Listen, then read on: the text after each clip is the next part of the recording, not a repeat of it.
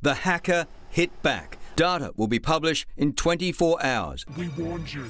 We always keep our word. If we wouldn't receive a ransom, we should post this data, because nobody will believe us in the future.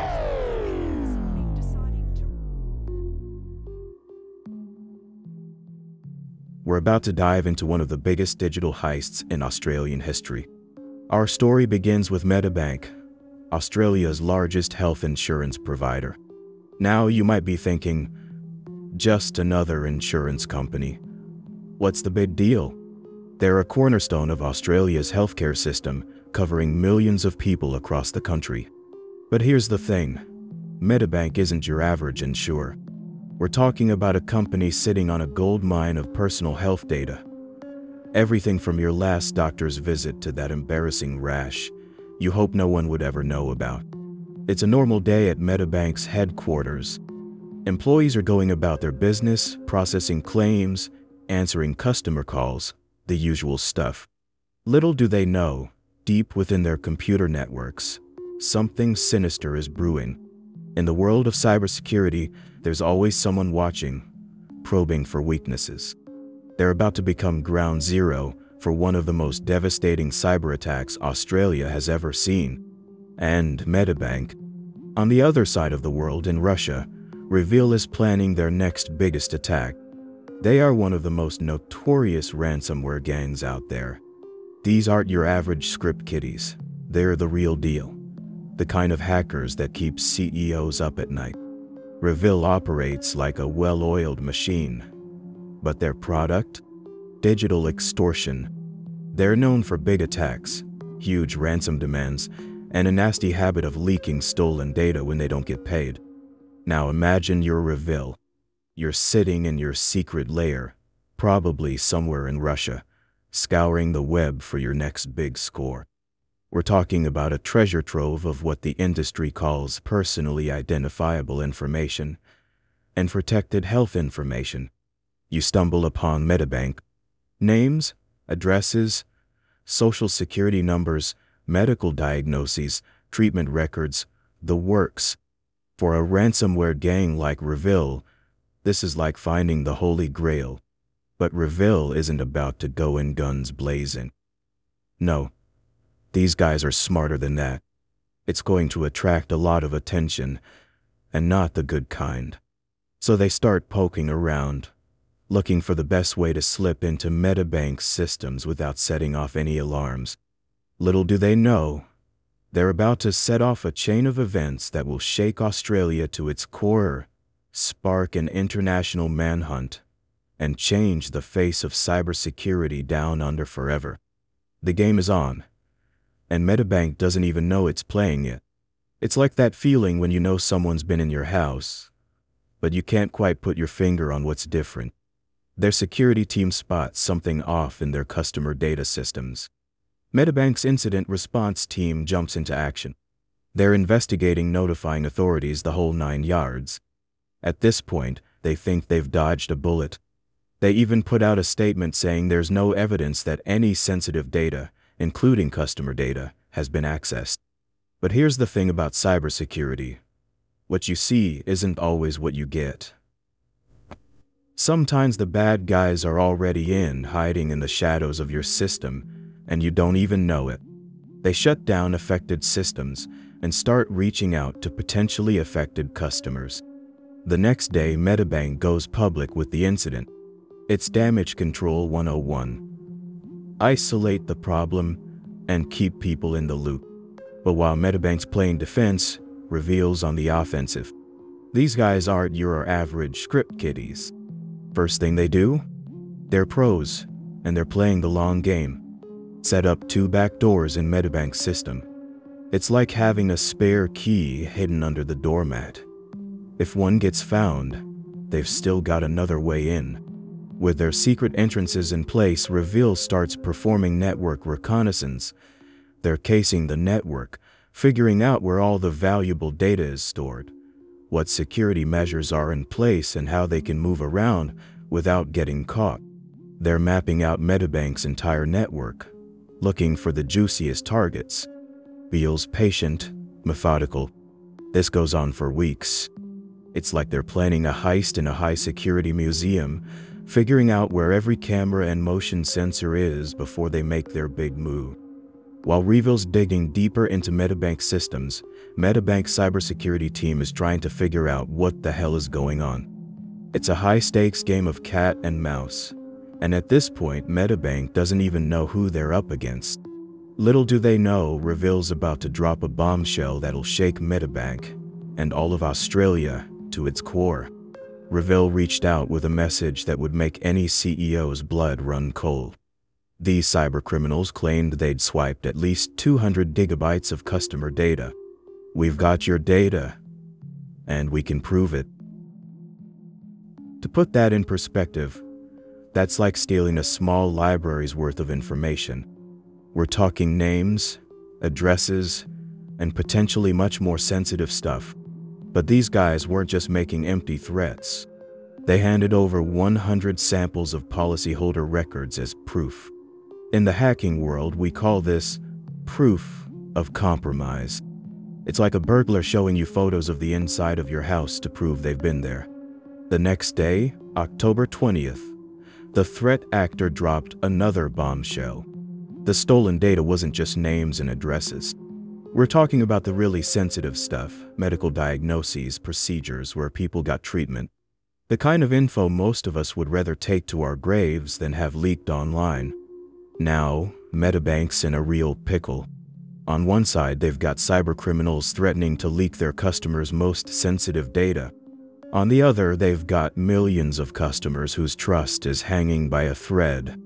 This is data exfiltration, when the bad guys steal your data right out from under your nose. A ticking clock counting down to potential disaster. And in the middle, it's like someone breaking into your house and making off with your most valuable possessions. Except in this case, the valuables are bits and bytes of incredibly sensitive information. Medibank now had to figure out just how bad this breach was. And let me tell you, it was bad. We're talking about a data breach that exposed the most personal information of millions of Australians. Combined with another recent breach at Optus, roughly 40% of Australia's entire population had their data compromised within a month. The clock was ticking, the pressure was mounting, and Medibank had some tough decisions to make. Would they pay the ransom and potentially get their data back? Or would they stand firm and risk the cyber criminals leaking everything? Either way, they were in for a world of hurt. Now, Revil's not about to sit on this gold mine. They're in it for the payday, and they know exactly how to turn up the heat. On October 20th, just a day after their big heist, they reach out to Medibank with a message that would make any CEO's blood run cold. "We've got your data, and we'll sell it unless you pay up." And here's where it gets really nasty. Revil tells Medibank they'll start by targeting 1,000 customers they consider prominent, or with very interesting diagnoses. It's a smart move. Go after the high-profile cases first, ramp up the panic. They're not just after money anymore. They're weaponizing people's most private information. They've got Revil breathing down their neck, threatening to spill secrets that could devastate lives. Now Medibank's in the fight of its life. They've got millions of customers whose trust is hanging by a thread. And they've got a ticking clock counting down to potential disaster. At first, Medibank tries to downplay the breach. But as the evidence piles up, reality hits like a freight train. Classic corporate move, right? By October 26, they have to face the music and admit the hackers have accessed all their clients' personal data. Now the real storm begins.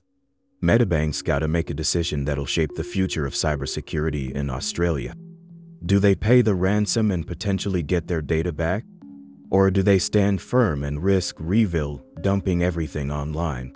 It's not just about Medibank anymore. Pay the ransom, and you might solve your immediate problem, but paint a target on every other Australian company's back. This is setting a precedent for the whole country. Don't pay, and you're taking a stand against cybercrime. But at what cost? November 7th, 2022. Medibank drops the bomb. They're not paying. It's a gutsy move and they know it. They figure paying up might just encourage more attacks, not just on them, but on Australia as a whole. But here's the thing about playing hardball with cybercriminals. They don't take kindly to being told no. And Revil? They're about to show Medibank and the whole world just how nasty they can get.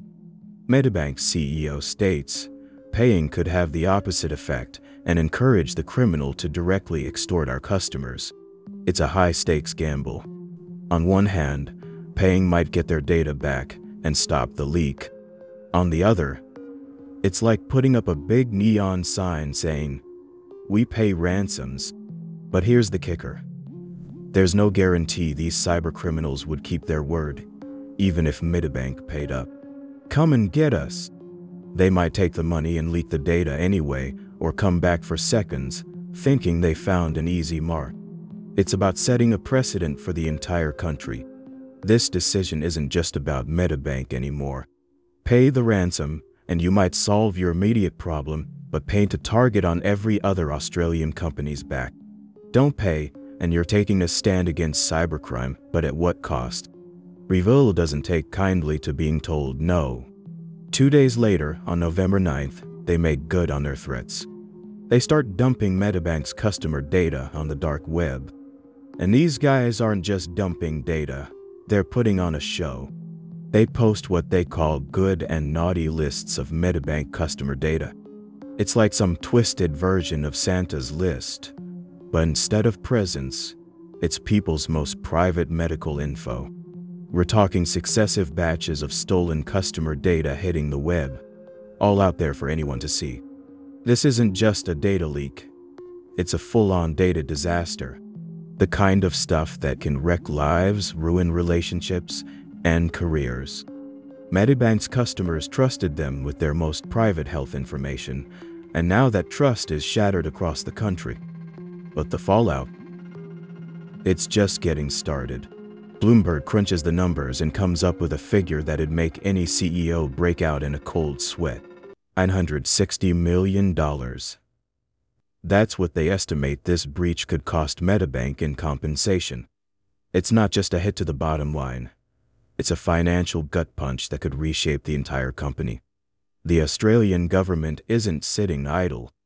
They form a cybercrime task force that'd make most police departments jealous, 100 officers strong, led by the Australian Federal Police and Australian Signals Directorate. This isn't just a response. It's a declaration of war on cybercrime. And it's not just Medibank under the microscope. The Australian Prudential Regulation Authority is now breathing down their neck, demanding they fix their security issues. They're even talking about hitting executives in the wallet for this mess. This hack isn't just a wake-up call for one company. It's shaking Australia's entire approach to cybersecurity. From government policies to corporate practices, everything's changing because of what happened to Medibank.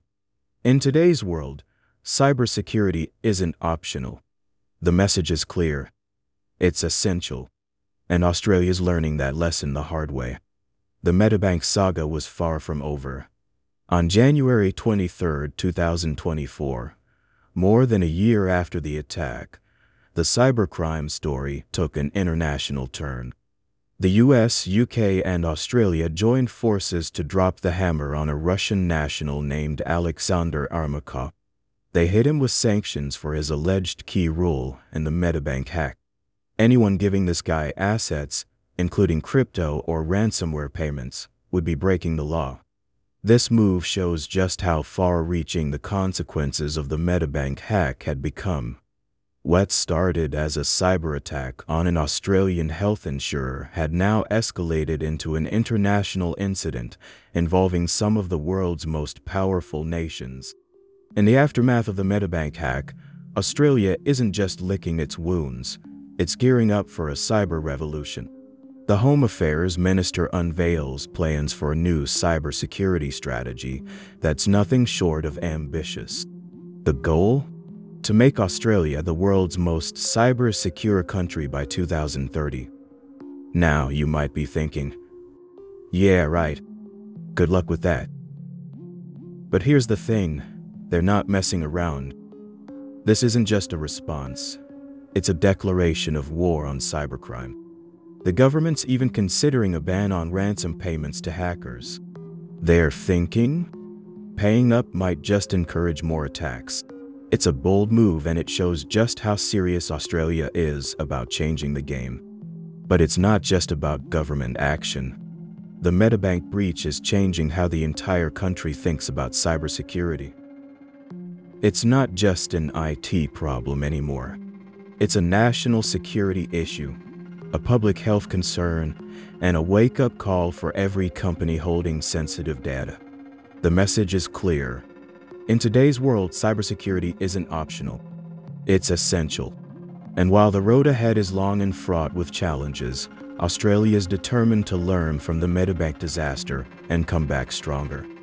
In the end, this isn't just a story about a hack. It's about adapting, evolving, and fighting back. It's about a country's resilience in the face of a digital threat. And while the cyber landscape will always be a battlefield, Australia is aiming to be better armed for the next fight. So, there you have it. One hack, millions of lives affected, $1 billion price tag, international sanctions, and a country vowing to transform its entire cybersecurity landscape. All because some hackers decided to go after a health insurance company's data. But in the world of cyber defense, this might just be the beginning of something even bigger. In the world of cybercrime, it doesn't get much bigger than this.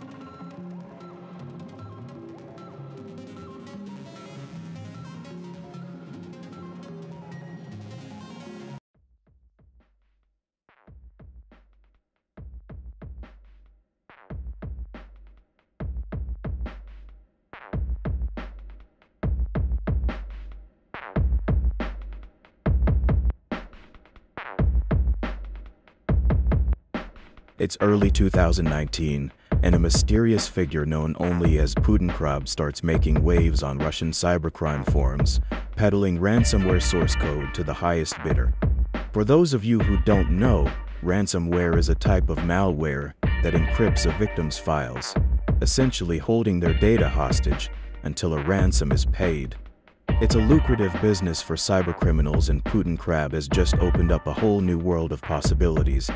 With his ransomware, he created an affiliate program.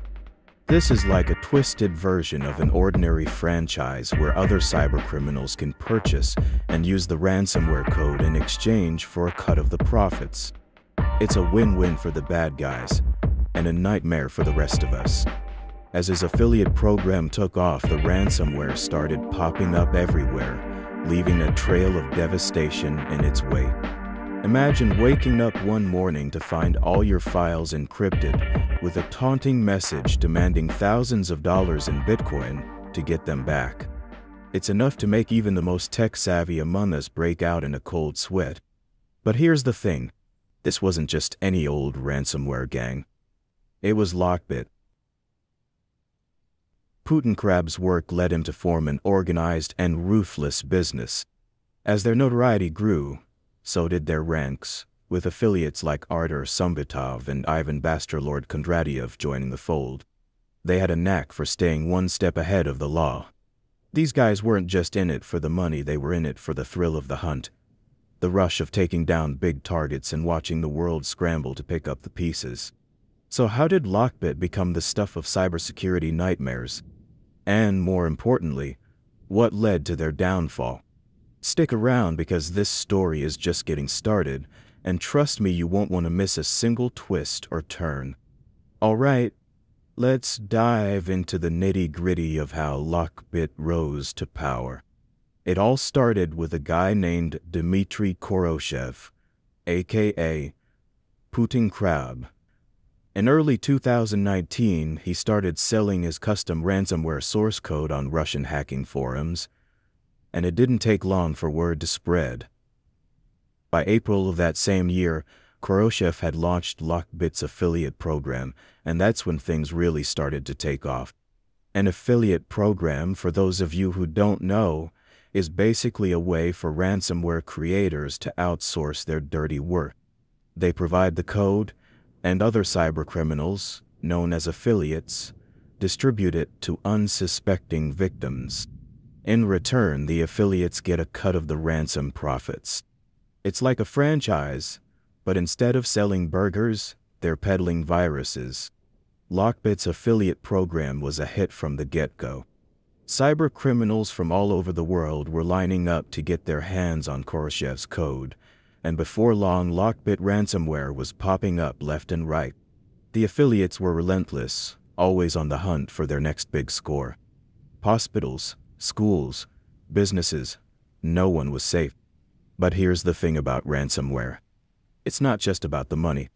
Sure, the payouts can be huge, but for a lot of these guys, it's about the thrill of the game.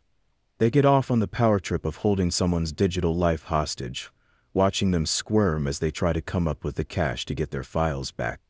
It's a sick and twisted world, but for the affiliates of Lockbit, it was just another day at the office.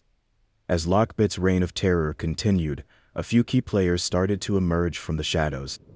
Artur Sungatov and even Bastard Lord Kondratiev, two of the group's most notorious affiliates, quickly made a name for themselves with their brazen tactics and jaw-dropping ransom demands. Sungatov in particular seemed to have a knack for sniffing out high-value targets. He'd spend weeks, sometimes months, studying a company's network, looking for weaknesses he could exploit. And when he found one, he'd strike hard and fast, unleashing Lockbit's encryption scheme and leaving a trail of digital destruction in his wake. Bastard Lord, on the other hand, was known for his sheer audacity. This guy had no qualms about going after anyone and everyone from small mom-and-pop shops to multinational corporations. He'd slap $1 million ransom demand on a company's encrypted files and then sit back and watch as they scrambled to come up with the cash. They were raking in millions from their victims, and law enforcement was always 2 steps behind. For a while there, it seemed like Lockbit was unstoppable.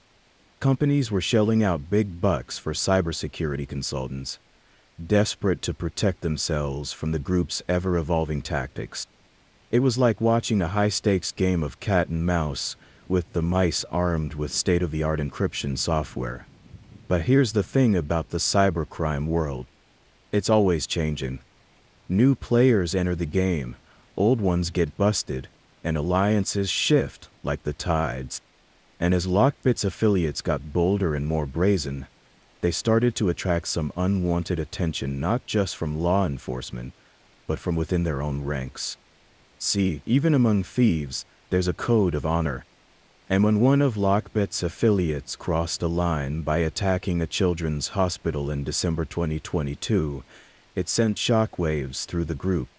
Suddenly, the once untouchable gang was looking a lot more vulnerable, and cracks were starting to show in their formerly ironclad facade. But Lockbit wasn't about to let a little internal strife bring them down. No.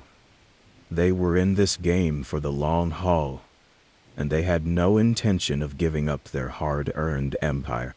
Even as whispers of dissent echoed through their ranks, the group's leadership remained focused on the prize: total domination of the ransomware world. And for a while there, it seemed like they might just pull it off.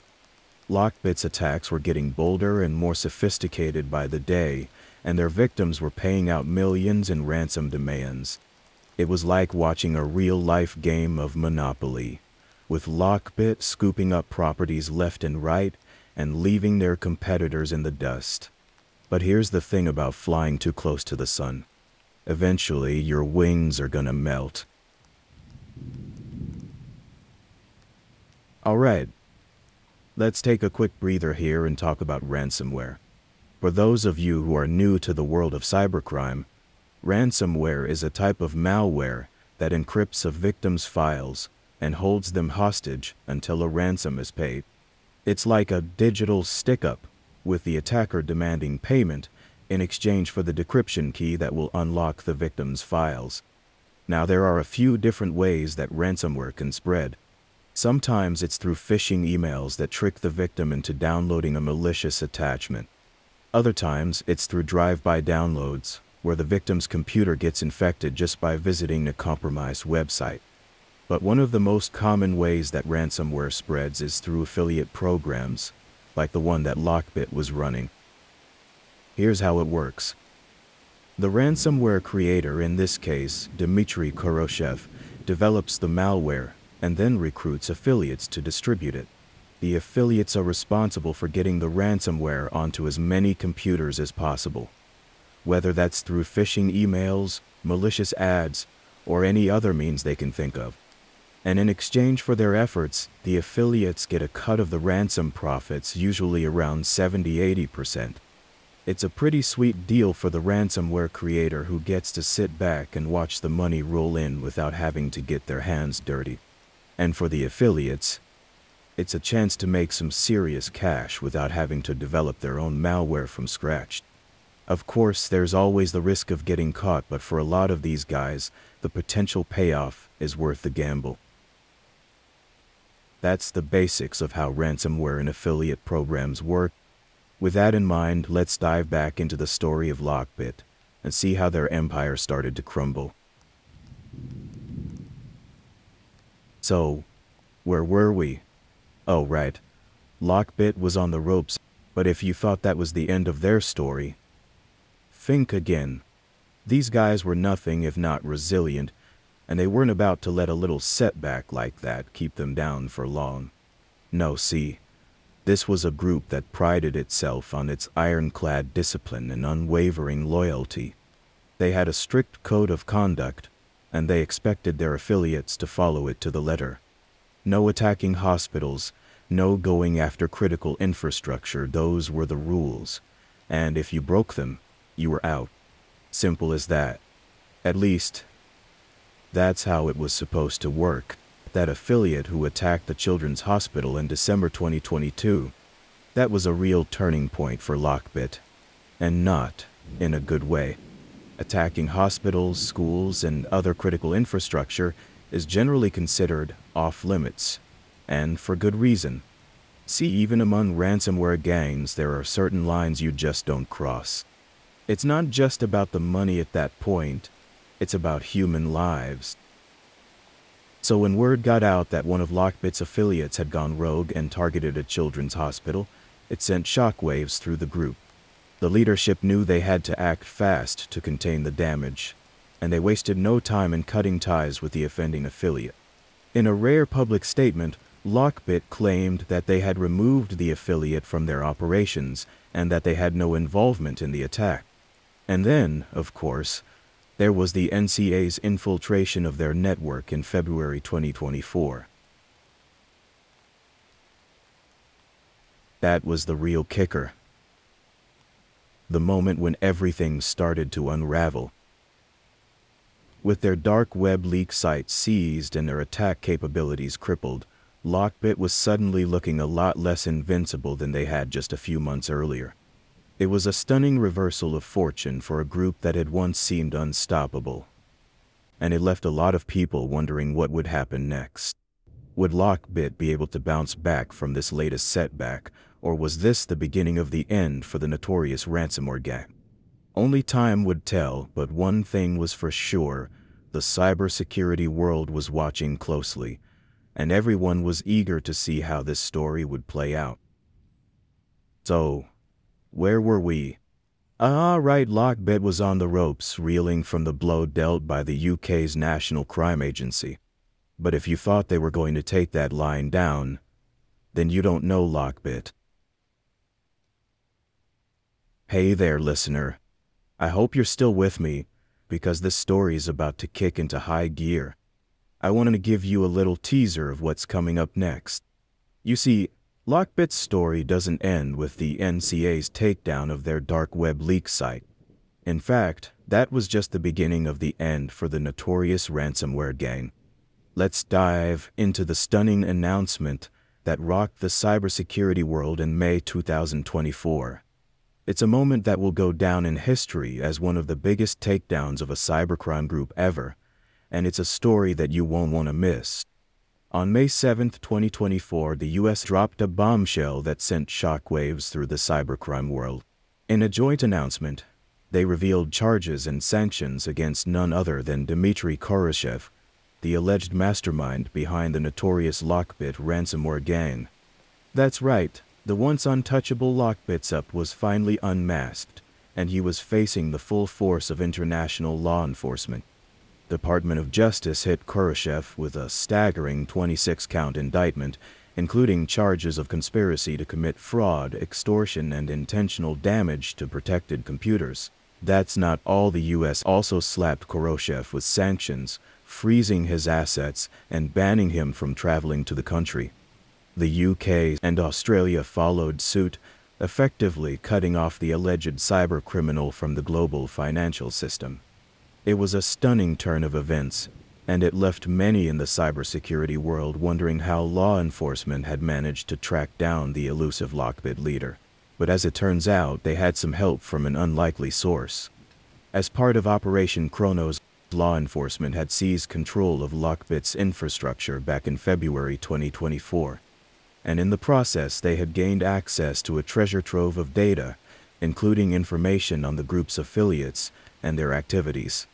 Using this data, investigators were able to piece together a detailed picture of Lockbit's operations, including the role that Khrushchev allegedly played in directing the group's activity. They discovered that the 31-year-old Russian national had been living a life of luxury in Voronezh, raking in millions of dollars in illicit ransomware proceeds. But even with the walls closing in, Lockbit wasn't ready to go down without a fight. Before we get to the juicy bits though, I want to take a moment to remind you to hit that like button and subscribe to the channel if you haven't already. Your support means the world to me, and it helps me keep bringing you these wild tales from the front lines of the cybercrime world. Now, I know we've covered a lot of ground already, and you might be feeling a little overwhelmed by all the twists and turns in the Lockbit saga. But stick with me because we're about to get to the really good stuff. So let me ask you this. What do you think about Lockbit's story so far? Are you surprised by how quickly they rose to power, or did you see it coming from a mile away? And what about their downfall? Do you think it was inevitable? Or could they have avoided if they played their cards differently? I'm curious to hear your thoughts, so don't be shy about leaving a comment below. I read every single one, and I love hearing from my listeners.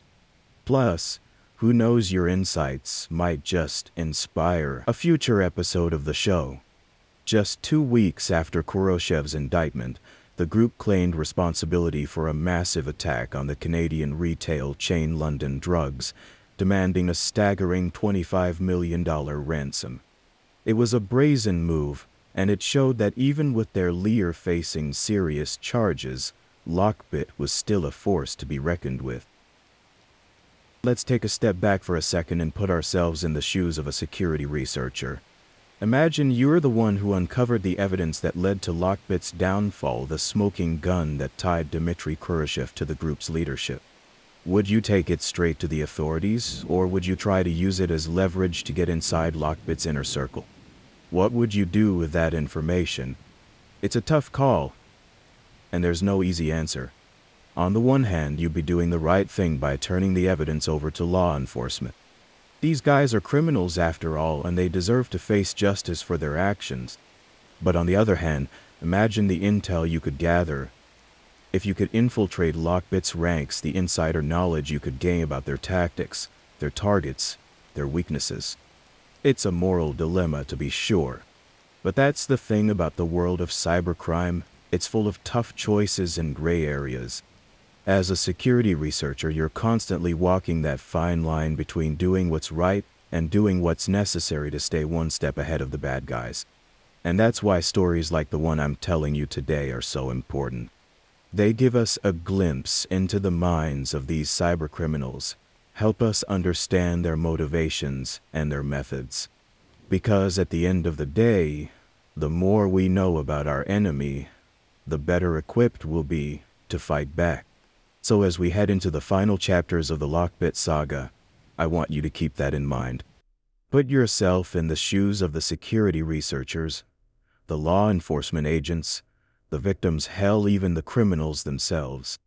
because the more perspectives we can bring to bear on this story, the more we can learn from it. And I hope you've found it as fascinating as I have. The rise and fall of Lockbit is a story that has it all: intrigue, suspense, and a cast of characters that would make even the most hardened cybercriminal blush. But as much as I love this, there's a serious message at the heart of this story. Ransomware attacks like the ones carried out by Lockbit are a growing threat to businesses, organizations, and individuals around the world. And the only way we're going to stop them is by working together to spread awareness and build a culture of cybersecurity. So, here's what I'm asking you to do. First, if you haven't already, hit that like button and share this video with your friends and colleagues. The more people who know about the dangers of ransomware, the better equipped we'll be to fight back against it. I'm always working on new stories and insights from the front lines of the cybercrime world, and I don't want you to miss a single one.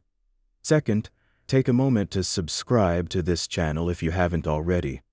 And finally, I want to hear from you. In the comments below, tell me what you thought of the Lockbit story. What do you think the future holds for the ransomware industry as a whole? Don't be shy. Share your thoughts, and let's keep the conversation going. Sure, the indictment of Dmitry Khrushchev and the sanctions against his alleged co-conspirators were a major blow to the ransomware gang. And the seizure of their infrastructure and the loss of their affiliates have certainly made it harder for them to operate now with their true identities revealed. But if there's one thing I've learned in my years of cybersecurity, it's that no matter how many times you stomp on them, they always seem to find a way to scurry back out of the shadows, with new exploits or tactics ready for a new victim. And that's the big question mark hanging over the end of the Lockbit story. Will the group try to reinvent itself under a new name with new leadership and a new strategy? Or will the pressure from law enforcement and the loss of their key players be too much for them to overcome? Only time will tell, but one thing is for sure: the fight against ransomware is far from over. As long as there are vulnerable systems and organizations willing to pay up, there will always be cybercriminals looking to make a quick buck.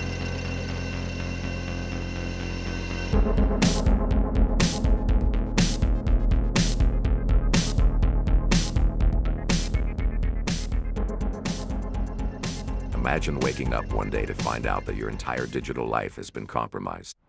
Your phone doesn't work, your bank account is drained, and your company's secrets are splashed across the internet. It's the reality of what can happen when nation-state hackers set their sights on you. This isn't science fiction. Today, we're diving deep into the shadowy world of Chinese cyber espionage. We're talking about a massive coordinated effort that's been going on for over a decade, targeting everything from your local phone company to entire countries' power grids. These aren't your run-of-the-mill script kiddies or ransomware gangs. We're dealing with highly skilled state-sponsored hacker groups with names like Mustang Panda, Red Foxtrot, and Nikon. They're patient, they're persistent, and they've got the resources of an entire nation behind them. What's their goal? Information, cold, hard data, military secrets, industrial designs, personal information, anything that can give China an edge on the global stage. Over the next hour, we're going to break down some of the biggest cyber espionage campaigns attributed to China. We'll look at how they get in, what they do once they're inside, and the trail of digital destruction they leave behind. So buckle up, because we're about to take a wild ride through the dark underbelly of the internet, where the stakes are high, the players are skilled, and the consequences are all too real. Operation Soft Cell. All right, let's dive into our first major player. This isn't some short-term hack. We're talking about a campaign that's been running since 2012. That's over a decade of persistent attacks. The group behind this operation goes by a couple of names. Think of them as digital ninjas, sneaking into systems and hanging around undetected for years. Now, these guys aren't targeting your average people. They're going after big fish. Telecommunications providers all over the world. We're talking about the companies that run the networks your phones and internet rely on. In 2023, they pulled off a pretty slick move. They found a way to break into Microsoft Exchange servers. For those who don't know, Exchange is like the post office of the digital world. It handles emails for a lot of big companies. Once they were in, they planted what we call web shells. Imagine these as secret backdoors that let them sneak back in whenever they want. With these in place, they could snoop around, steal passwords, move to other parts of the network, and grab any data they found interesting. But here's where it gets really interesting. They created their own custom version of a tool called Mimikatz. Mimikatz is like a skeleton key for computers. It can help you steal passwords and login info. Their version, which they called MIM221, had some fancy new tricks to avoid getting caught by antivirus software. This is a big deal because it shows these guys aren't just using off-the-shelf hacking tools. They're creating their own, improving them, making them harder to detect. It's like they're running their own R&D department for cyber weapons. The impact of all this? We're talking about widespread compromise of telecommunications providers. These companies handle massive amounts of data and communications. If you can get into their systems, you've hit the mother lode of information. Think about it. Every phone call, every text message, every email that passes through these networks, potentially exposed. And not just personal stuff, but business communications, government communications, you name it. This is the kind of access that intelligence agencies dream of. And these soft cell guys, they've had this level of access for years. It's a stark reminder of just how vulnerable our digital infrastructure can be, and how patient and persistent these state-sponsored hackers are. This is just the beginning of our story. Now let's shift gears and talk about another major player in this cyber espionage game. Buckle up, because we're just getting started. The Nikon APT Group. APT stands for Advanced Persistent Threat, which is just a fancy way of saying really skilled hackers who don't give up easily. Between 2019 and 2021, these Nikon guys were busy. Their targets? Military organizations in Southeast Asia. We're talking about the kind of places where top-secret battle plans and weapon designs are stored. Real sensitive stuff. To break into these high-security systems, Nikon used some pretty clever tools. They had two main backdoors. Think of these as secret entrances into a computer system. Cool names, right? They called them Nebulae and Rainy Day. But don't let that fool you. These were serious pieces of malware. Now let me break down how they got these backdoors into the systems. They used something called DLL sideloading. DLL stands for Dynamic Link Library. It's basically a set of instructions that programs use to do certain tasks. Sideloading is when you trick a legitimate program into loading a malicious DLL instead of the real one. Imagine you're at a restaurant, and instead of bringing you the meal you ordered, the waiter sneaks in some poisoned food that looks the same. That's kind of what DLL sideloading does, but with computer programs. Once they were in, these backdoors let the Nikon group do all sorts of nasty stuff. They could snoop around the systems, move to other computers on the network, and most importantly, steal data. We're talking about sensitive military information here. And boy, did they steal data. Battle plans, troop movements, weapon designs. The kind of stuff that could give one country a serious advantage over another in a conflict. This is where things get really serious. It's not just about stealing credit card numbers or personal information anymore. This is nation-state level espionage, the kind of stuff that can shift the balance of power in an entire region. Military secrets, the kind of information countries spend billions trying to protect, were now in the hands of these hackers. The crisis point here is clear. And remember, all signs point to these hackers working for China. That's a game changer in terms of military intelligence and national security. This Nikon operation shows us just how high the stakes are in this cyber espionage game. We're not just talking about individual hackers or criminal gangs anymore. We're dealing with state-sponsored groups with serious skills and resources, going after the most sensitive information they can find. We're still just scratching the surface of this cyber espionage iceberg. Stick around, because it only gets wilder from here. We're about to dive into some seriously scary stuff. We're talking about hackers getting their hands on a country's power grid. In 2020, a group called Redfly pulled off something that sounds like it's straight out of a Hollywood thriller. Yeah, you heard that right. They managed to break into an Asian country's national power grid. And get this, they stayed undetected for 6 whole months. That's half a year of having access to the systems that control an entire nation's electricity. Just let that sink in for a moment. To pull this off, they used a nasty piece of malware called ShadowPad. Think of ShadowPad as a Swiss Army knife for hackers. It can do all sorts of things: steal data, download more malware, even take control of systems remotely. It's the kind of tool that keeps cybersecurity experts up at night. But Redfly didn't stop there. They also used something called Packerloader. It can run special code that helps hackers get deeper into a system and change how things work. This tool is like a lockpick for computers. In this case, they used it to steal passwords and login information. Now imagine having the keys to a country's power grid for 6 months. The potential for chaos is enormous. They could have turned off power to hospitals, military bases, or entire cities with just a few keystrokes. It's the kind of access that could cripple a nation if used maliciously. But let's zoom out a bit, because this Redfly operation wasn't happening in isolation. At the same time, multiple Chinese hacking groups were going after telecom providers all across Asia. We're talking about groups with names like Mustang Panda, Red Foxtrot, and our old friend Nikon. These groups were using a whole toolkit of malware. They had programs called Cool Client, Quick Heal, and Rainy Day. Each of these is like a different kind of digital crowbar, designed to break into systems in unique ways. One particularly clever trick they used involved VLC Media Player.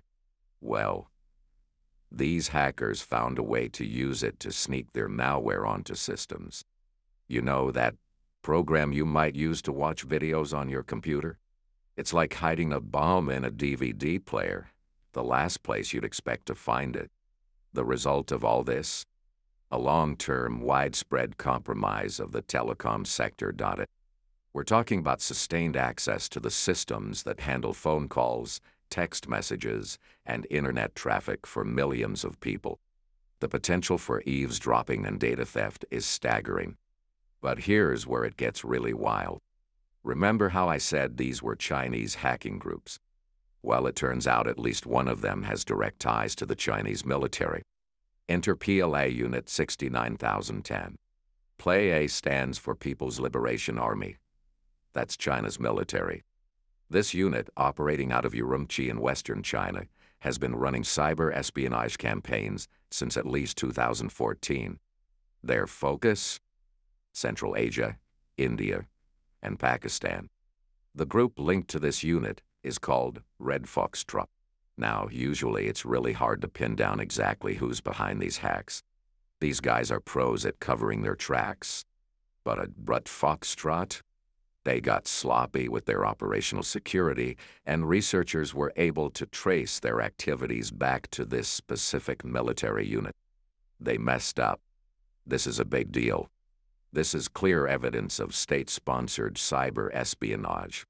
We're not just talking about random hackers or even criminal groups anymore. It's digital warfare, plain and simple. We're looking at a coordinated long-term effort by China to compromise critical infrastructure, telecommunications, and military secrets across an entire region. The implications are huge. It's not just about stealing data anymore. It's about gaining strategic advantages on a global scale. And the scariest part, this is just what we know about. It makes you wonder what else might be going on that we haven't uncovered yet. Stay tuned, because we're about to dive into one of the biggest cyber attacks in recent history. All right, strap in because we're about to dive into what might be the biggest cyber attack you've never heard of. Trust me, you won't want to miss this. In 2021, a group called Hafnium, yeah, like the metal, pulled off something that makes most hacks look like child's play. Their target? A Microsoft Exchange server. Now, for those of you who aren't geeks, Exchange Server is like the grand central station of emails for businesses. It's what keeps emails flowing in and out of companies all over the world. And Hafnium found not one, not two, but 4 different ways to break into it that nobody knew about before. In the hacking world, we call these zero-day vulnerabilities. It's like finding a secret door in a bank vault that even the bank doesn't know exists. And Hafnium found 4 of them. But finding these vulnerabilities was just the start. Once they broke in, they planted what we call web shells. Think of these as invisible back doors that let the hackers come and go as they please. They could read emails, steal data, or even use the server to attack other parts of the network. Now here's where it gets really scary. This wasn't just a few companies that got hit. We're talking tens of thousands of businesses, government agencies, and organizations worldwide. The scale of this attack was so massive it actually surpassed the infamous SolarWinds hack, which was already considered one of the worst cyber attacks in history. Microsoft scrambled to release emergency patches, but the damage was done. But wait, there's more. Just when you think these hackers can't get any more sophisticated, along comes a group called Preta in late 2022. These guys, also known as Mustang Panda, decided to switch up their game. They rolled out a whole new set of malware tools with cool names like Tone-Ins, Tone Shell, and Pubload. But don't let the funky names fool you. These are serious pieces of software designed to break into systems and steal data. What makes Preta really stand out is how they're distributing their malware. They're not just sending out spam emails anymore. No, these guys are getting creative. They're hiding their malicious code in fake files and archives, then sharing them through popular cloud services like Dropbox and Google Drive. But here's the kicker. They've started embedding the download link for their malware inside innocent-looking documents. And to really throw off security systems, they're password protecting these files. It's like hiding a bomb in a locked suitcase inside a bank vault. Multiple layers of deception. They're also using a technique called DLL sideloading. Imagine you're expecting a delivery of harmless office supplies, but the delivery guy swaps out the contents for weapons when you're not looking. That's basically what DLL sideloading does, but with computer programs. The crisis point here is clear. What worked for defenders yesterday might be useless tomorrow. These attacks are evolving at a breakneck pace. It's a constant arms race with the hackers always seeming to be one step ahead. This rapid evolution of tactics isn't just a technical problem. We're not dealing with script kiddies in basements anymore. It's a wake-up call for the entire cybersecurity industry. These are highly skilled, well-funded operations that are constantly innovating. And remember all of this, from the Microsoft Exchange hack to Preta's new tricks, is happening against the backdrop of those long-term espionage campaigns we talked about earlier. It's like trying to fight a war on multiple fronts, with the enemy constantly changing tactics. The question now isn't just how we defend against these attacks, but how we stay ahead of them. Because in this digital battlefield, being one step behind could mean the difference between security and catastrophe. All right, we've covered a lot of ground, but now it's time to connect the dots and see the big picture. And let me tell you, it's a picture that would make even the most hardened cybersecurity expert lose sleep. What we're looking at here isn't just a series of isolated incidents. It's a massive coordinated effort by multiple Chinese hacking groups, all working towards the same goal. Global cyber domination. Yeah, I know it sounds like something out of a Bond movie, but the reality is even scarier. We've got Operation Soft Cell hitting telecom providers worldwide. Let's break it down. The Nikon APT group stealing military secrets from Southeast Asia. Red Fly compromising a national power grid. PLA unit 69010 targeting Central Asia, India, and Pakistan. The Hafnium group exploiting Microsoft Exchange servers globally.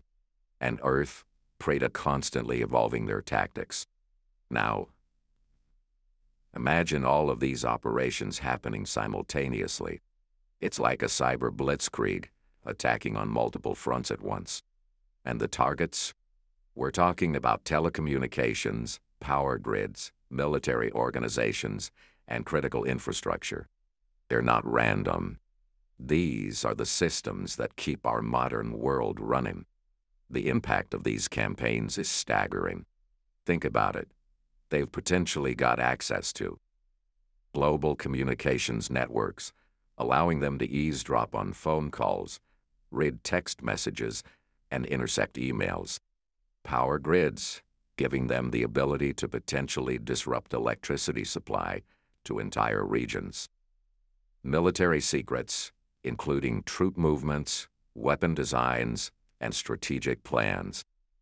Critical infrastructure, which could include everything from water treatment plants to transportation systems. And here's the kicker. In many cases, they've had this access for years. We're not talking about quick smash-and-grab operations. These are long-term, persistent campaigns designed to siphon off as much data as possible over extended periods. But it's not just the breadth of these attacks that's alarming. It's the sophistication. These groups are using cutting-edge techniques, constantly evolving their tactics to stay one step ahead of defenders. They're creating custom malware, exploiting zero-day vulnerabilities, and using innovative distribution methods that make detection incredibly difficult. And let's not forget the resources behind these operations. We are talking about state-sponsored hacking groups with the backing of one of the world's largest economies. They've got the time, money, and manpower to play the long game, slowly and methodically compromising systems around the globe. The revelation of the scale and sophistication of these operations is a wake-up call for the entire world. It's clear that we're not just dealing with isolated incidents or opportunistic cybercriminals. This is a coordinated strategic effort to gain a significant advantage in the digital realm. And here's the scary part. What we've uncovered might just be the tip of the iceberg. How many systems have already been compromised without our knowledge? For every operation we've detected, how many more are still running unnoticed? This convergence of multiple cyber espionage campaigns represents a new era in digital warfare. It's not just about stealing data anymore. It's about gaining the ability to control or disrupt critical systems on a global scale. It's about shifting the balance of power in the digital age. The implications are enormous, not just for cybersecurity, but for geopolitics, national security, and the very fabric of our interconnected world. As we move forward, the question isn't just how we defend against these attacks, but how we reshape our entire approach to cybersecurity in the face of this overwhelming threat. We've seen the threat, we've witnessed the damage. Now let's talk about what's being done about it. First up, let's talk about the international response. When news of these attacks broke, it was like kicking over an anthill. Governments and cybersecurity agencies worldwide started scrambling. We're talking emergency meetings, task forces, the whole 9 yards. One of the big moves was information sharing. See, in the cyber world, knowledge is power. The more you know about an attack, the better you can defend against it. So countries started pooling their intel, trying to piece together the full picture of what these Chinese hacking groups were up to. But it wasn't just governments. The cybersecurity community, those unsung heroes of the digital world, they stepped up big time.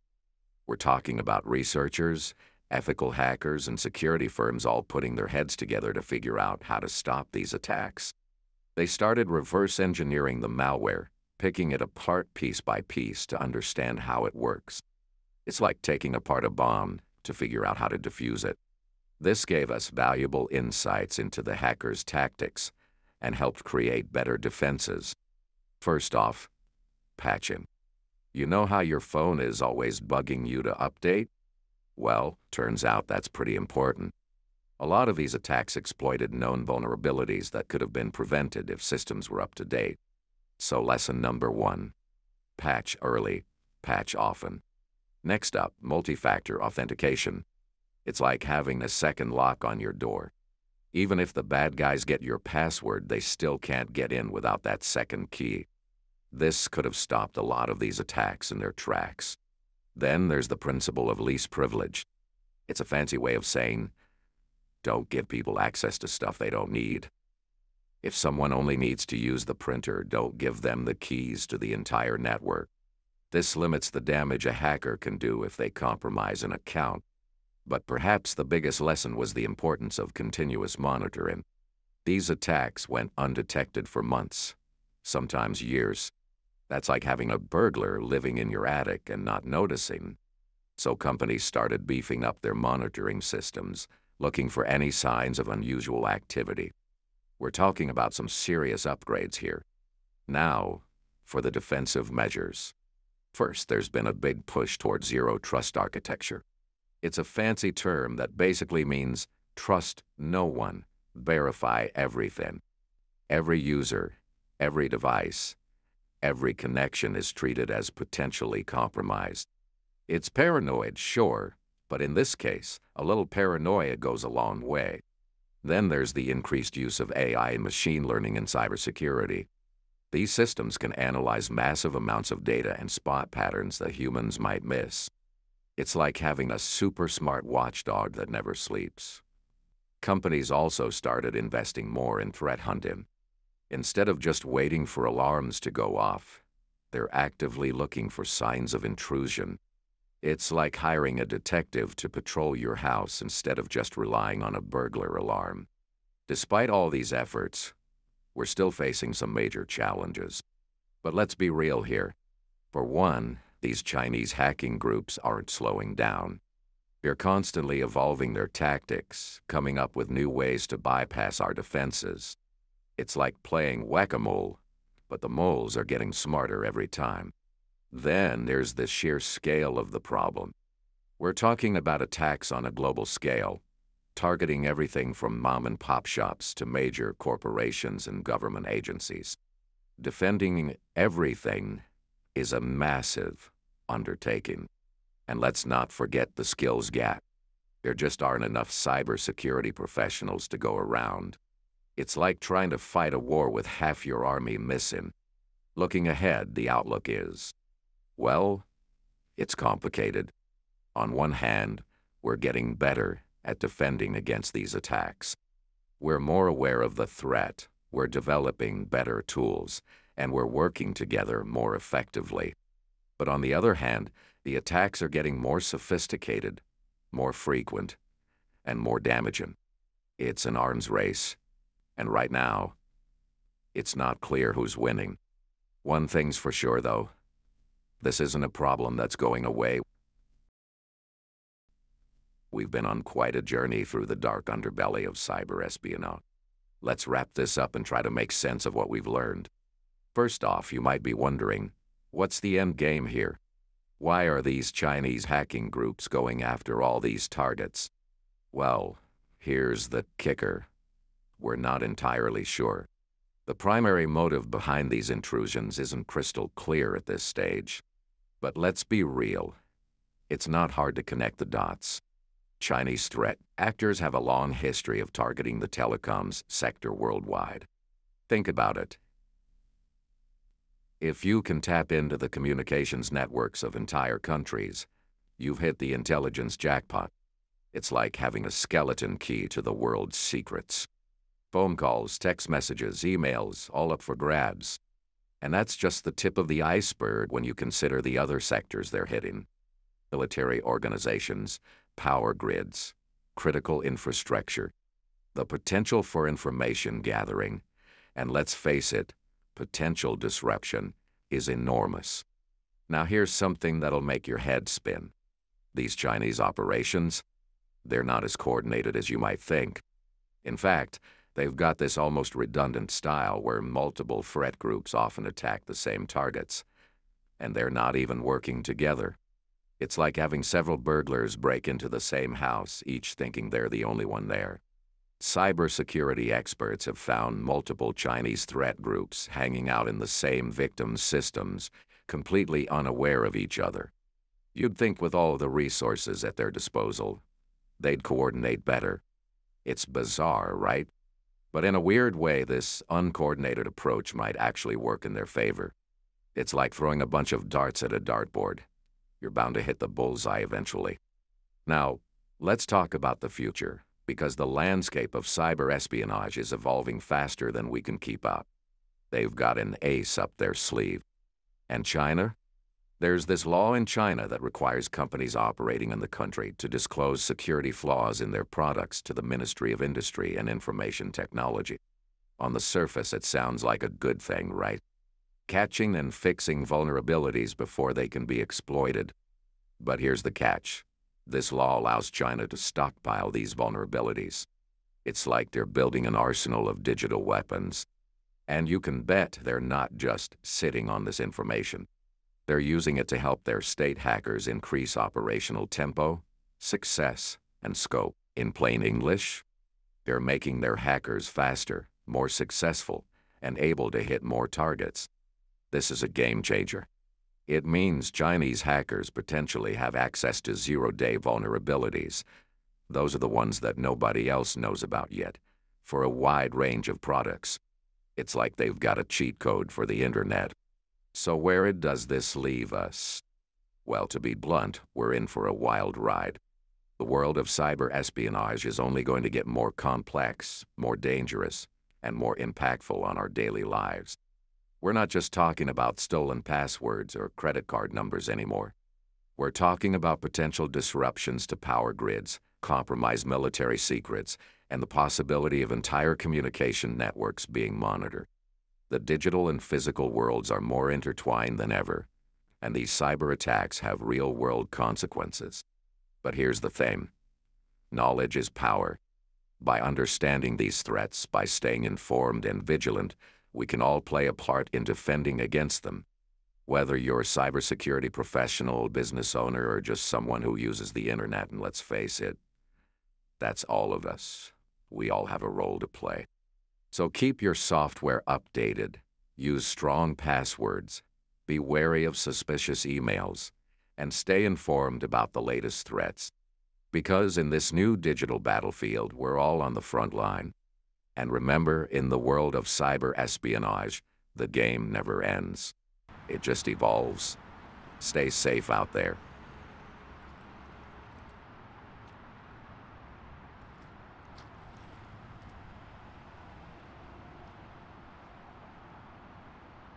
In the darkest depths of the internet, a new threat was emerging. With each passing day, it grew stronger, more insatiable. Its name, Scattered Spider, or UNC 3944. They were cunning, ruthless, and always one step ahead of the game. As they spun their web of deceit, ensnaring unsuspecting victims left and right, one thing became clear. Scattered Spider are a ruthless group of criminal hackers. What did they want? That's what we're here to find out. So tune in, because the story of Scattered Spider is one you won't soon forget. All right? So let's dive into the origins of Scattered Spider. Like any great villain, they started small. Imagine a group of recluses huddled around their computers in some dark corner of the web. They're cutting their teeth on phishing scams and SIM swaps, targeting unsuspecting telcos and their customers. For those of you who don't know, phishing is when a hacker sends out a fake email or text message, trying to trick you into giving up your personal information. They might pretend to be your bank, or your email provider, or even a government agency.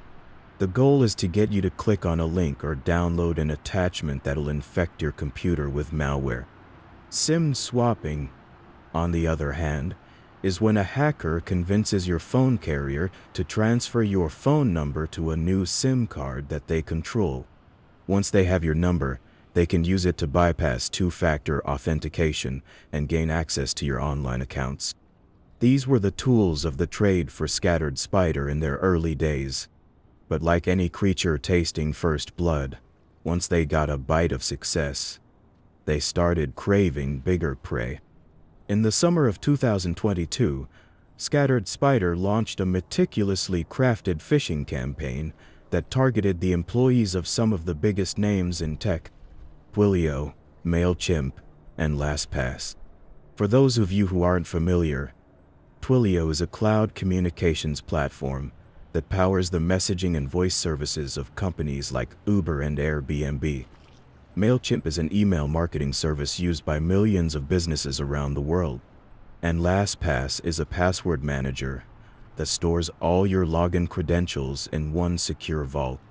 By targeting the employees of these companies, Scattered Spider was able to gain access to a treasure trove of sensitive data and source code. It was like they'd hit the jackpot, a feast fit for a king in the world of cybercrime. But here's the thing. As big as this attack was, it was just the beginning. Little did the world know, Scattered Spider was just getting started. They had bigger plans in the works, and this was merely an appetizer for the main course to come.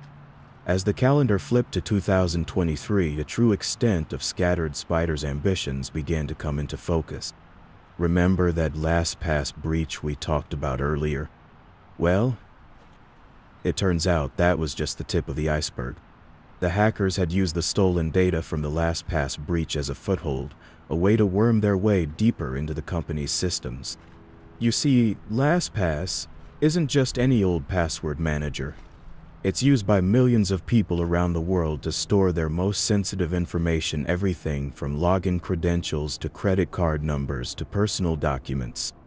Using the stolen data as their silk, the hackers spun a web of deceit that allowed them to bypass LastPass's security measures and gain access to the company's most sensitive data. They pilfered priceless vaults of customer passwords and personal information, all while remaining undetected. It was a stunning breach, one that sent shockwaves through the cybersecurity community. For Scattered Spider, they didn't care about the tens of thousands of lives they're ruining. So as the world reeled from the LastPass breach, Scattered Spider was already moving on to their next target. They were like a spider spinning its web, each strand carefully placed to ensnare its next victim. But what was their endgame? What were they building towards with all of the stolen data and ill-gotten gains? That was the question on everyone's mind as 2023 dawned, and Scattered Spider showed no signs of slowing down. The only thing that was clear was that this was a group to be reckoned with, a formidable adversary with the skills, the resources, and the determination to pull off some of the most audacious hacks in history. And as their web grew ever wider, the world could only watch and wait to see where they would strike next. All right, let's take a breather here for a moment and talk about some of the key concepts that keep coming up in the Scattered Spider store. If you're not familiar with the world of cybersecurity, some of these terms might be going over your head. But don't worry, I've got you covered. First up, let's talk about MFA.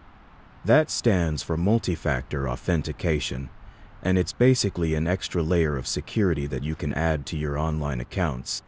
Instead of just entering a password, you'll also need to provide a second form of identification, like a code sent to your phone or a fingerprint scan. It's a simple step that can make it a lot harder for hackers to break into your accounts. But here's the thing, even MFA isn't foolproof. Hackers are always coming up with new ways to get around it, like using social engineering tactics to trick people into giving up their codes. That's why it's important to stay vigilant and keep an eye out for any suspicious activity on your accounts. Next, let's talk about supply chain attacks. This is when a hacker targets a company, not by going after them directly, but by infiltrating one of their suppliers or partners. Think of it like a burglar who gets into your house not by breaking down the front door, but by sneaking in through an unlocked window in your garage. Supply chain attacks can be particularly devastating because they allow hackers to access a wide range of companies and systems through a single entry point. And once they're in, they can be very difficult to detect and root out. Finally, let's talk about social engineering. This is when a hacker uses psychological manipulation to trick people into giving up sensitive information or taking actions that compromise their security. It can take many forms, from phishing emails to phone scams to in-person impersonation. The key to defending against social engineering is to be aware of the tactics that hackers use and to always be on your guard. If something seems too good to be true, it probably is. And if you're ever unsure about the legitimacy of a request, don't be afraid to double-check with the person or company directly through a trusted channel. So, those are some of the key concepts that you need to know to understand the scattered spider story. But that this is just the tip of the iceberg when it comes to cybersecurity. There's always more to learn, and staying informed is one of the best ways to protect yourself and your organization from the ever-evolving threat of cybercrime. Now, where were we? Oh, right. Scattered Spider's magnum opus. Just when you thought these hackers couldn't get any more audacious, they went and pulled off a heist that would make Ocean's 11 blush. It's 2023, and the bright lights of Las Vegas are shining like a beacon in the desert.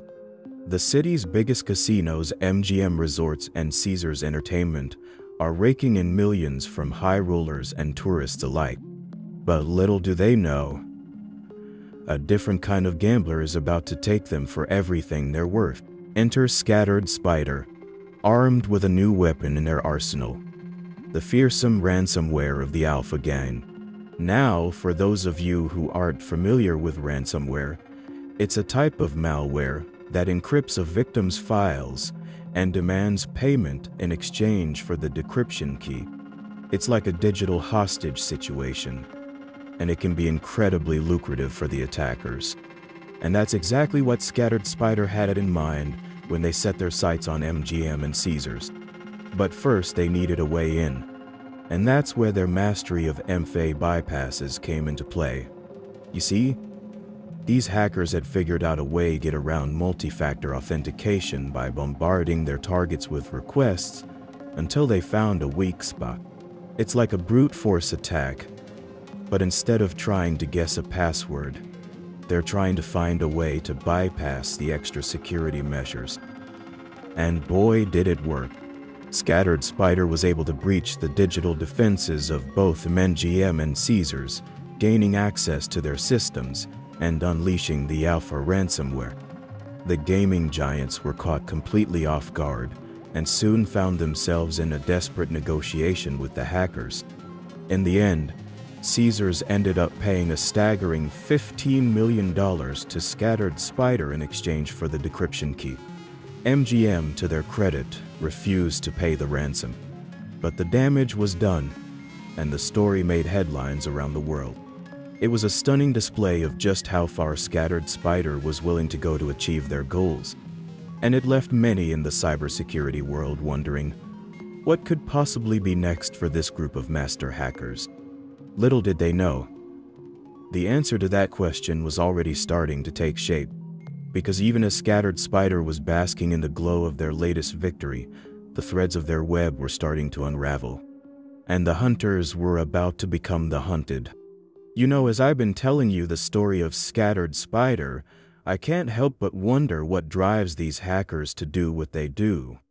I mean, sure, money is obviously a big factor. With the kind of ransoms they were pulling in, you could buy a small island and still have change left over for a yacht or two. But is it really just about the cash? Or is there something else at play here? Think about it. To pull off the kind of hacks that Scattered Spider did, you need more than just technical skills. You need creativity, patience, and a willingness to take risks that would make most people run screaming in the opposite direction. So what is it that motivates these faceless marauders? Is it the thrill of the challenge, the rush of adrenaline that comes with taking on some of the biggest targets in the world? Or is it something deeper, a desire to prove themselves in a world that's increasingly dominated by technology? Maybe it's a bit of both. Maybe for some of these hackers, it's about the money and the glory, the chance to make a name for themselves in a shadowy underworld where reputation is everything. But for others, maybe it's about something more intangible, a sense of purpose, or even a twisted kind of idealism. After all, we've seen time and time again that hackers can be a strange breed. Some of them see themselves as digital Robin Hoods, stealing from the rich and powerful to give to the poor, or at least to themselves. Others might justify their actions as a form of protest against a system they see as corrupt or unjust. But whatever their motivations, one thing is clear. As Scattered Spider's exploits escalated, so too did the risks they were taking. They were like high-wire artists, dancing on a razor's edge between triumph and disaster. And the higher they climbed, the farther they had to fall. It's a pattern we've seen play out time and time again in the world of cybercrime. The more successful a hacker or group becomes, the more attention they attract from law enforcement and rival groups alike. And sooner or later, something's gotta give. And then, just like that, the first domino fell. In January 2024, a young hacker by the name of Noah Urban found himself in the crosshairs of law enforcement. Urban, it turned out, was one of Scattered Spider's foot soldiers, a low-level operator who had been caught red-handed in a scheme to steal credit card numbers from unsuspecting victims. But Urban's arrest was just the beginning. As investigators dug deeper, they started to unravel the tangled web of Scattered Spider's operations. Piece by piece, they assembled a picture of a vast criminal enterprise with tentacles that stretched across the globe. At the center of it all was a shadowy figure known only as Tyler. For months, authorities had been trying to put a name to this elusive mastermind, but he had always managed to stay one step ahead of them.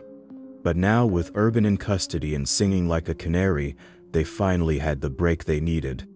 In June 2024, the hammer finally fell. In a coordinated international operation, law enforcement agencies from the US, UK, and Canada swooped in on Tyler Buchanan, the 22-year-old wunderkind behind the Scattered Spider moniker. Buchanan, it turned out, had been living a double life. By day, he was a computer science student at a prestigious university in London. But by night, he was the mastermind behind some of the most audacious hacks in history, pulling the strings of a vast criminal empire from his dorm room. When authorities finally caught up with him, Buchanan was on the run, desperately trying to flee the country with a fortune in ill-gotten gain. But there was nowhere left to hide.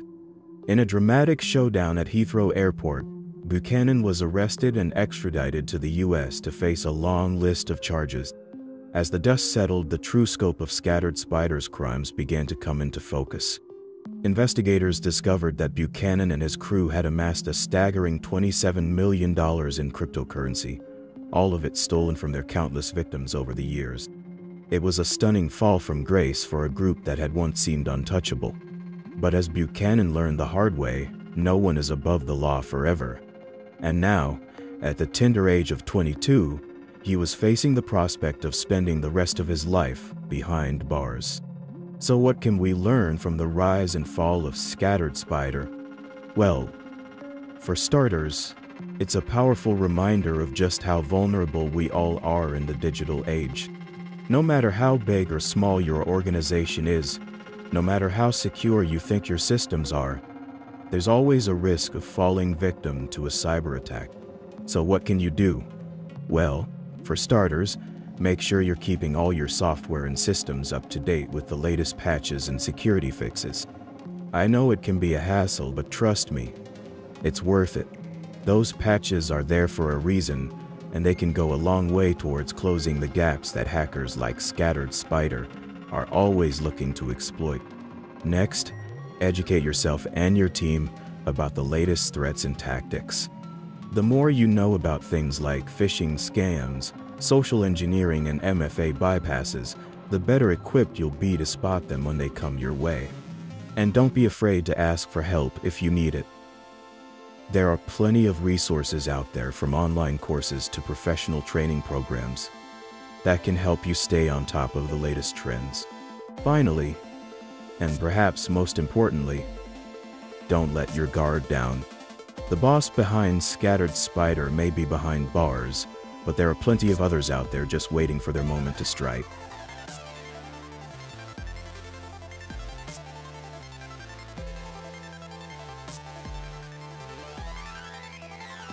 In the bustling streets of Pyongyang, North Korea, 3 young IT professionals, Jiho Han, Haoran Shu, and Chunji Jin, gathered in a dimly lit apartment. The room was Spartan, with only a few outdated computers and a flickering fluorescent light illuminating their faces.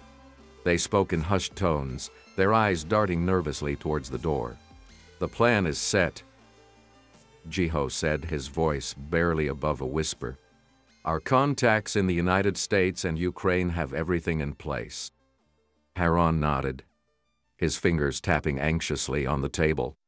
"Christina Chapman and Alexander Didenko," he said, reciting the names like a mantra. "They'll be our key to infiltrating the American companies."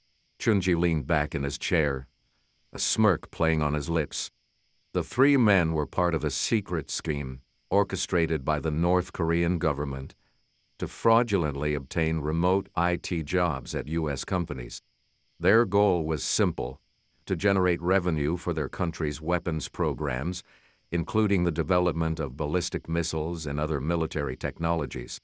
For years, North Korean IT workers had been seeking freelance employment contracts in North America, Europe, and East Asia, with many of them operating as expats in China and Russia. But now, with the help of their foreign collaborators and cutting-edge hacking tools, they were ready to take their operation to the next level. As the sun rose over the city, Jiho, Haoran, and Chunji set their plan into motion. Using stolen identities of over 60 U.S. persons, they began applying for remote IT positions at hundreds of American companies. The first few weeks were a blur of activity as the trio worked tirelessly to create fake resumes, craft convincing cover letters, and prepare for virtual job interviews. They used generative AI tools to help them build believable backgrounds and experiences, drawing from the stolen identities to create a veneer of legitimacy. To their surprise, the plan worked better than they could have imagined. The stolen identities, combined with their technical skills and the assistance of generative AI, allowed them to breeze through the hiring process at company after company. As the weeks turned into months, the North Korean workers found themselves gainfully employed at some of the most prestigious companies in the United States. They had landed jobs at a top 5 television network, a Silicon Valley tech giant, an aerospace and defense contractor, a major car manufacturer, a luxury retail store, and a renowned media and entertainment company. But even as they celebrated their success, the trio knew that their work was just the tip of the iceberg. You see, they were a part of Lazarus Group, one of the world's most notorious hacking organizations, originating from no other than North Korea. The Democratic People's Republic of Korea is home to Lazarus Group, also known by other names, such as Guardians of Peace or Whose Team. They were the attackers behind the WannaCry ransomware attack. They infected approximately 200,000 computers in 150 countries in May 2017 and is regarded as one of the biggest cyber attacks in history. Lazarus Group simultaneously was preparing to deploy a new remote access Trojan called Kaolin Rat. This malware, designed to evade detection and grant them full control over infected systems, would be the key to exfiltrating sensitive data and funneling money back to their handlers in Pyongyang. As the Kaolin Rat began to spread, the group could feel the excitement building. They were on the cusp of something big, and the thought of the wealth and prestige that awaited them was intoxicating. But little did they know that their actions had already caught the attention of U.S. authorities, who were slowly closing in on their operation. The The stage was set for a high-stakes game of cat and mouse, as Lazarus Group raced to achieve their goals, while staying one step ahead of the law. The future of their mission and the fate of their country's weapons programs hung in the balance. Back to the three North Korean hackers, they settled into their new roles at various U.S. companies, and they began to lay the groundwork for the next phase of their operation. Unbeknownst to their unsuspecting colleagues, they were secretly communicating with the Lazarus Group, who have a long history of using fake job offer lures to deliver malware. In the summer of 2023, the Lazarus Group started targeting individuals in the Asia region with fabricated job offers. These lures, delivered through various social media and instant messaging platforms, were designed to trick targets into downloading and executing a new remote access Trojan called Kowloon Rat. It's likely this is a part of their Operation Dream Job campaign that's been ongoing since 2021. Jiho, Haoran, and Shunji watched with growing excitement as the Kowloon Rat began to spread, infiltrating systems across the region. The malware, designed to evade detection by security software, granted them unprecedented access to infected computers, allowing them to change file timestamps, load additional malware, and exfiltrate sensitive data. But the Kowloon Rat was just the beginning.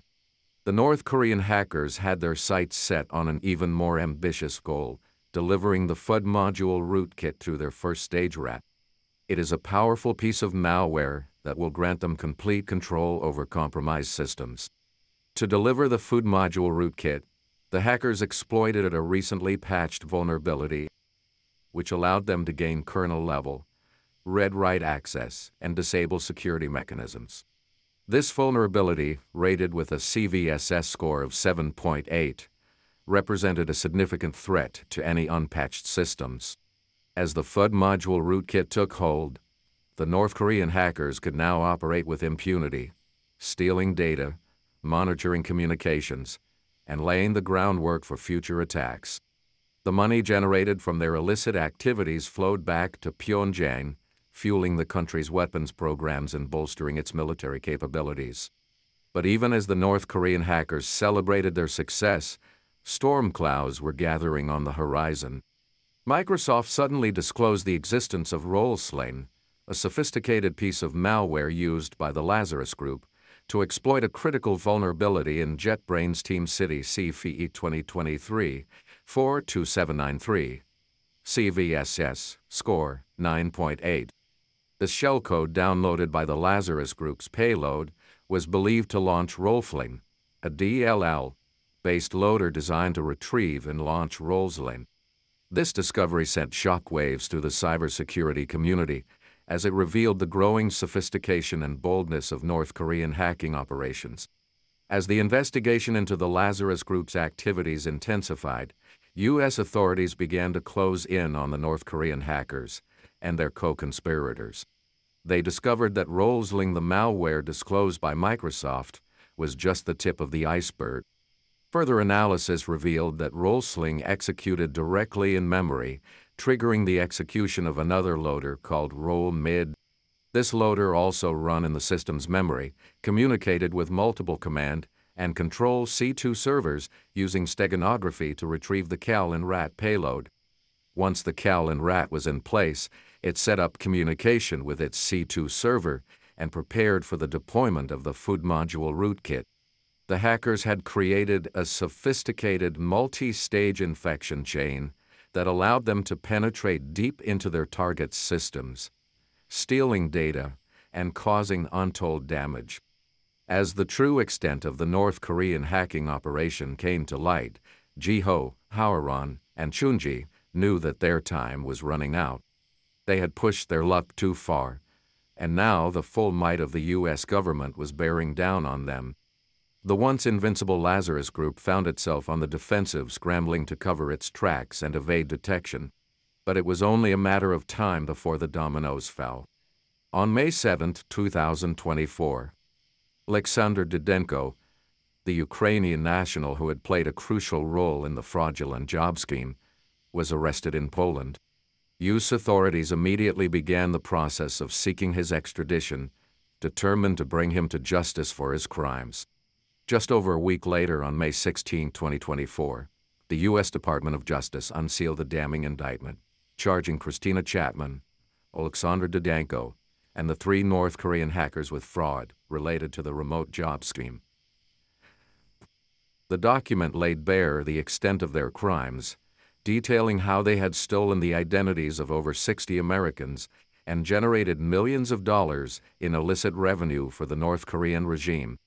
As the news of the indictment spread, law enforcement agents were already moving to apprehend the suspects. In a dramatic early morning raid, Christina Chapman was arrested at her home in Litchfield Park, Arizona. She was taken into custody without incident, her once promising career as a cybercriminal mastermind brought to an abrupt and ignominious end. With Chapman and Didenko in custody, the focus shifted to the 3 North Korean hackers who had managed to evade capture. The U.S. State Department, recognizing the severity of their crimes and the threat they posed to national security, took the unprecedented step of issuing a $5 million reward for information leading to their arrest. As the hunt for the North Korean hackers intensified, the State Department also unveiled a new round of sanctions against 5 Russian entities accused of facilitating weapons transfers from North Korea to Russia. The sanctions, a response to the growing military alliance between Moscow and Pyongyang, aimed to cut off the flow of funds and resources that had enabled the North Korean regime to develop its nuclear and ballistic missile programs. The sanctions, combined with the high-profile arrests and the ongoing manhunt, dealt a devastating blow to the Lazarus Group and its affiliates. The once feared hacking organization found itself on the defensive, its members scattered, and its operations crippled by the relentless pressure of international law enforcement. The true extent of the North Korean hacking operation came into focus. Investigators revealed that the workers involved in the remote job fraud scheme were linked to the country's munitions industry department, a shadowy organization responsible for overseeing the development of ballistic missiles, weapons production, and research and development programs. The scheme, which had generated millions of dollars in revenue for the North Korean regime, was believed to be a key source of funding for these illicit activities. By infiltrating U.S. companies and siphoning off funds, the hackers had effectively been subsidizing the development of weapons that posed a direct threat to international security. The investigation also uncovered the involvement of Min Fuan Vong, a U.S. citizen from Maryland who had conspired with Chapman and the North Korean hackers to commit wire fraud. On had been securing jobs for North Korean workers and using generative AI tools to create fake resumes and ace interviews. He had also been pocketing a portion of their salaries before sending the rest to the North Korean regime. The arrests of Bone and the others involved in the scheme served as a somber reminder of the growing threat posed by cybercrime and the need for continued vigilance in the face of an ever-evolving landscape of threats. For Ji Ho Han, Shunji Jin, Haoran Shu, and their manager Janhua, if these are their real names, they most likely will never face any repercussions. Since they are operating under the North Korean regime and most likely reside in North Korea, they likely will never be caught.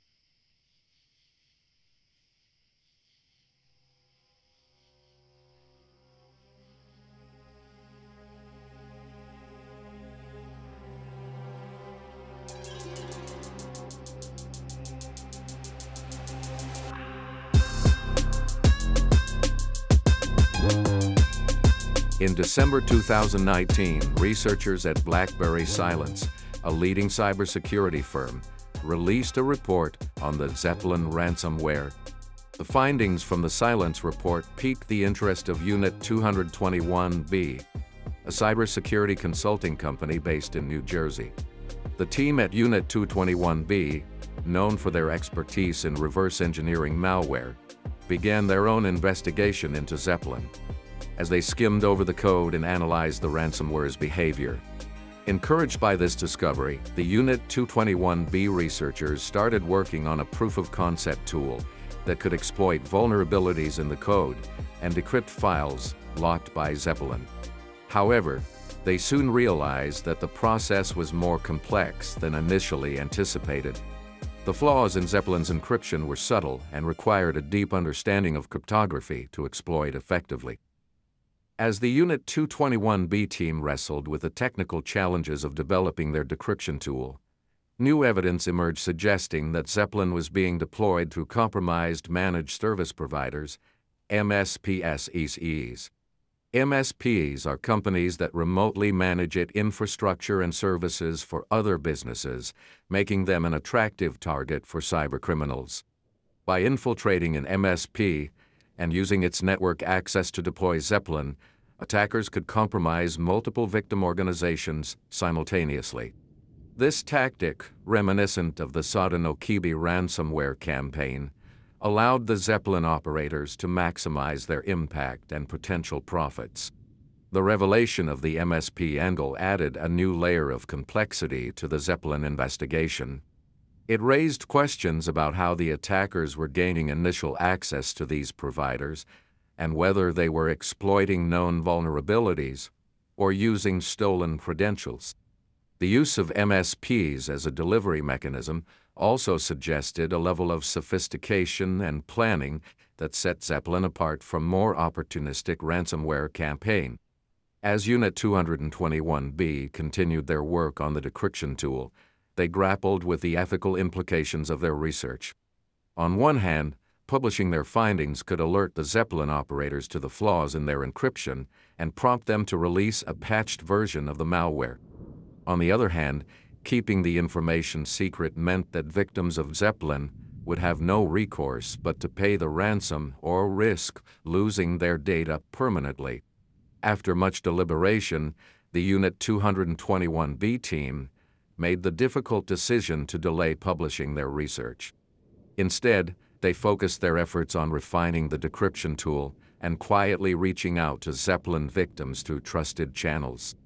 By providing the tool to affected organizations on a case-by-case basis, Unit 221B hoped to help them recover their files without tipping off the attackers. As the months passed, the Zeppelin ransomware continued to evolve, with new versions and features being released at a steady pace. In March 2021, the cybersecurity community was rocked by a major announcement from the Zeppelin developers. They revealed that the latest version of their ransomware was now available for purchase at a price of $2,300 per core build, a significant increase from previous offerings. The news sent shockwaves through the industry as experts scrambled to assess the implications of this development. The high price tag suggested that the Zeppelin operators were confident in their product and believed that there was a strong demand for their ransomware among cybercriminals. Just a month later, in April 2021, the Zeppelin developers released yet another update. This new variant included minor feature changes and improvements to the encryption process, making it even more difficult for victims to recover their files without paying the ransom. In a chilling message accompanying the release, the developers assured their subscribers that they would continue to receive regular updates and special treatment. This statement hinted at the existence of a loyal customer base and a prospect of ongoing Zeppelin attacks in the future. As the Unit 221B team raced to keep pace with the evolving threat, they knew that they were engaged in a high-stakes battle against a determined and resourceful adversary. With each passing day, the pressure mounted to complete their decryption tool and provide a lifeline to the growing number of Zeppelin victims around the world. The cybersecurity community held its collective breath as the Zeppelin ransomware continued to evolve and adapt. In March 2021, the developers behind the malicious software made a bold announcement. The latest version of Zeppelin was now available for purchase at a staggering price of $2,300 per core build. This news sent shockwaves through the industry as experts scrambled to assess the implications of this development. The exorbitant price tag suggested that the Zeppelin operators were confident in their product and believed there was a strong demand for their ransomware among cybercriminals. It was a chilling reminder of the growing sophistication and profitability of the ransomware as a service. Just a month later, in April 2021, the Zeppelin developers released yet another update. This new variant included minor feature changes and improvements to the encryption process, making it even more challenging for victims to recover their files without paying the ransom.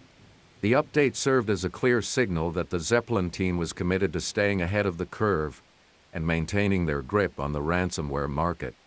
In a chilling message accompanying the release, the developers assured their subscribers that they would continue to receive regular updates and special treatment. This statement hinted at the existence of a loyal customer base and the prospect of ongoing Zeppelin attacks in the future. It was a stark reminder of the lucrative nature of the ransomware business and the lengths to which cybercriminals were willing to go to ensure their success. As the Zeppelin threat continued to loom large, the cybersecurity community knew that they needed to act fast. The stakes had never been higher, with the ransomware now targeting a wide range of industries, from healthcare and education to defense contractors and beyond. The pressure was on to find a way to stop Zeppelin in its tracks and protect the countless organizations and individuals at risk. Behind the scenes, the researchers at Unit 21B were locked in a race against time. They had been working tirelessly on their secret decryption tool, exploiting the vulnerabilities they had discovered in Zeppelin's encryption mechanism. But with each passing day, the risk of the Zeppelin developers patching those flaws grew ever greater. The Unit 221B team knew that they needed to act soon or risk losing their window of opportunity. They poured all of their energy and expertise into refining the decryption tool, testing it against the latest versions of Zeppelin, and ensuring that it could withstand the most advanced security measures. As the weeks turned into months, the tension continued to mount. The Zeppelin attacks showed no signs of slowing down, and the ransom demands grew ever more exorbitant. Organizations around the world were left reeling, their data held hostage and their operations ground to a halt. But even as the situation seemed to grow more dire by the day, there was a glimmer of hope on the horizon. The researchers at Unit 221B were making steady progress on their decryption tool, and they knew that they were close to a breakthrough. In the end, it all came down to a matter of timing. The Unit 221B team needed to release their tool at just the right moment, when it would have the greatest impact and the lowest risk of being countered by the Zeppelin developers. They watched the ransomware landscape with bated breath, waiting for the perfect opportunity to strike. As the cybersecurity world held its collective breath, the stage was set for a dramatic showdown between the forces of good and evil. The fate of countless organizations and individuals hung in the balance, and the outcome of the battle would have far-reaching implications for the future of cybersecurity. Only time would tell who would emerge victorious in this high-stakes game of cat and mouse. The cybersecurity community braced itself for the final confrontation, knowing that the outcome would shape the course of the ransomware threat for years to come. The climax of the Zeppelin saga was rapidly approaching, and the tension was palpable. The countdown to the decisive moment had begun, and the world watched with a mixture of fear and anticipation. As the Zeppelin ransomware continued to wreak havoc across industries, the tide began to turn on August 12, 2022. On that fateful day, the Cybersecurity and Infrastructure Security Agency, CISA, released a joint advisory on Zeppelin, confirming the extensive reach and impact of the malware.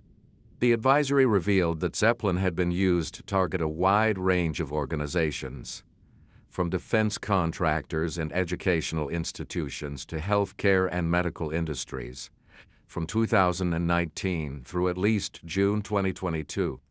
The CISA report shed light on the tactics employed by the Zeppelin actors, revealing that they gained initial access to victim networks through a variety of methods, including remote desktop protocol RDP exploitation, sonic wall firewall vulnerabilities, and phishing campaigns.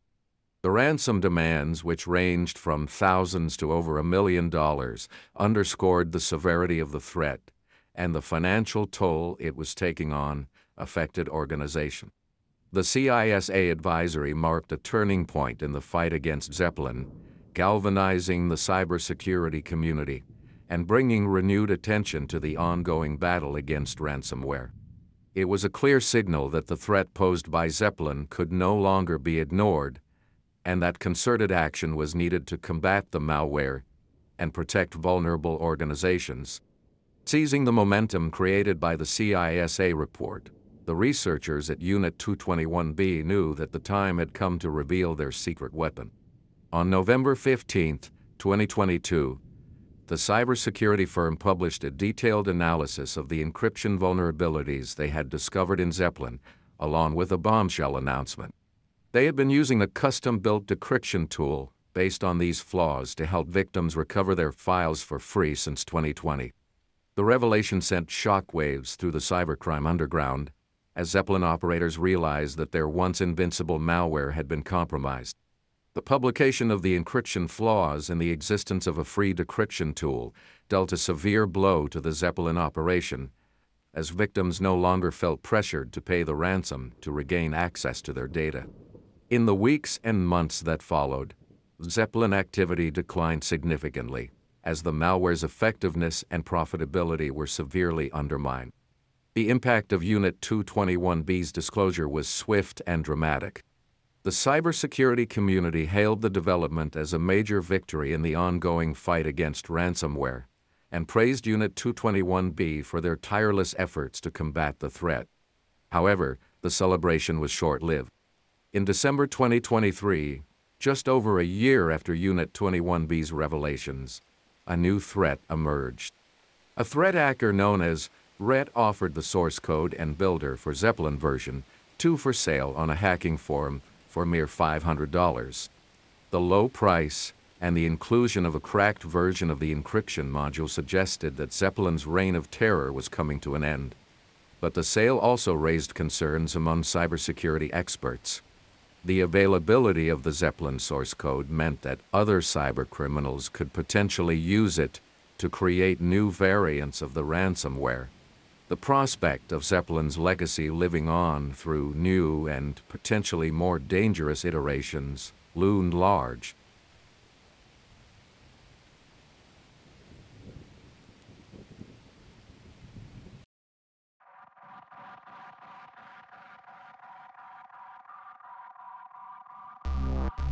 The sun peeked through the blinds of Amir Golstan's corner office, casting a warm glow on his face as he leaned back in his leather chair. He surveyed the bustling workspace beyond the glass walls, watching his employees type furiously at their desks.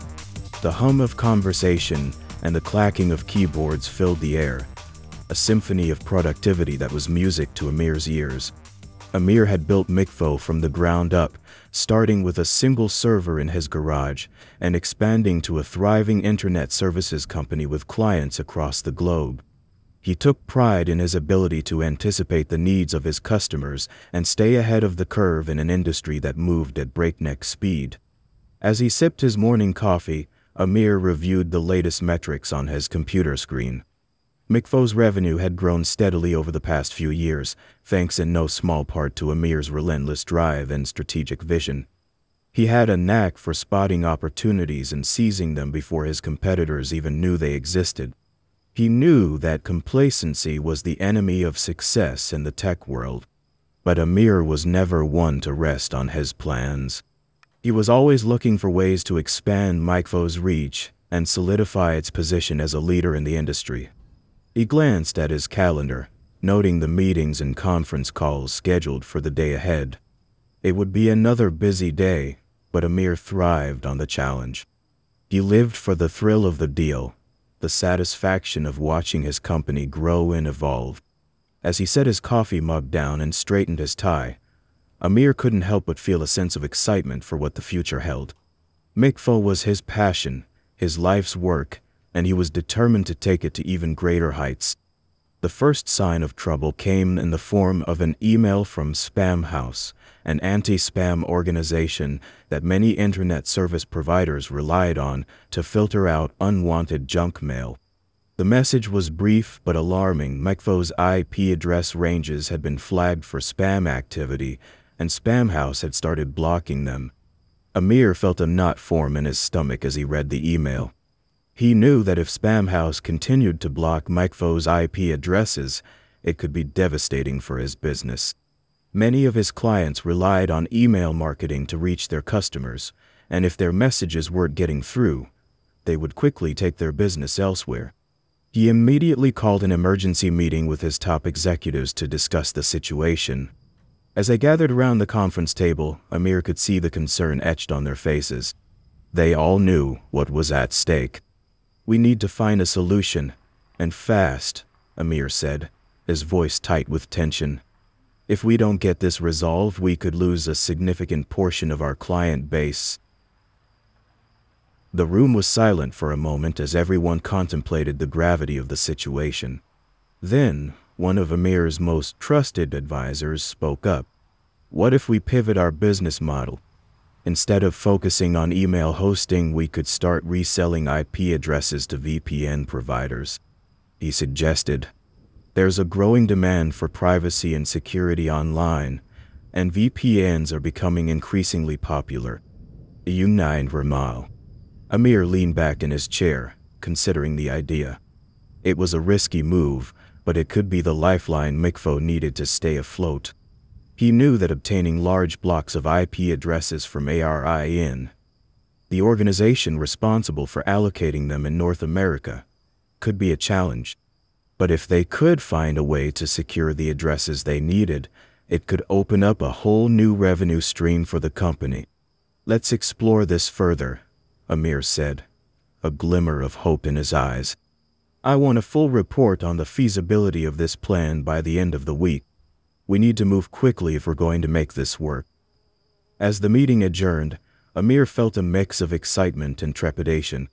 He knew that pivoting to a new business model would be a massive undertaking, but he was determined to do whatever it took to keep Micfo thriving. Little did he know, the path he was about to embark on would lead him down a dangerous road, one that would test his moral compass and ultimately lead to his downfall.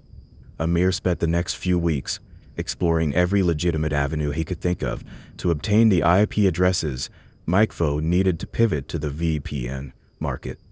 He reached out to his contacts at ARIN, hoping to expedite the allocation process, but was met with a wall of bureaucracy and red tape. "I'm sorry, Mr. Gulistan," the ARIN representative said over the phone, her voice tinged with a hint of annoyance. "But we have strict policies in place for allocating IP addresses.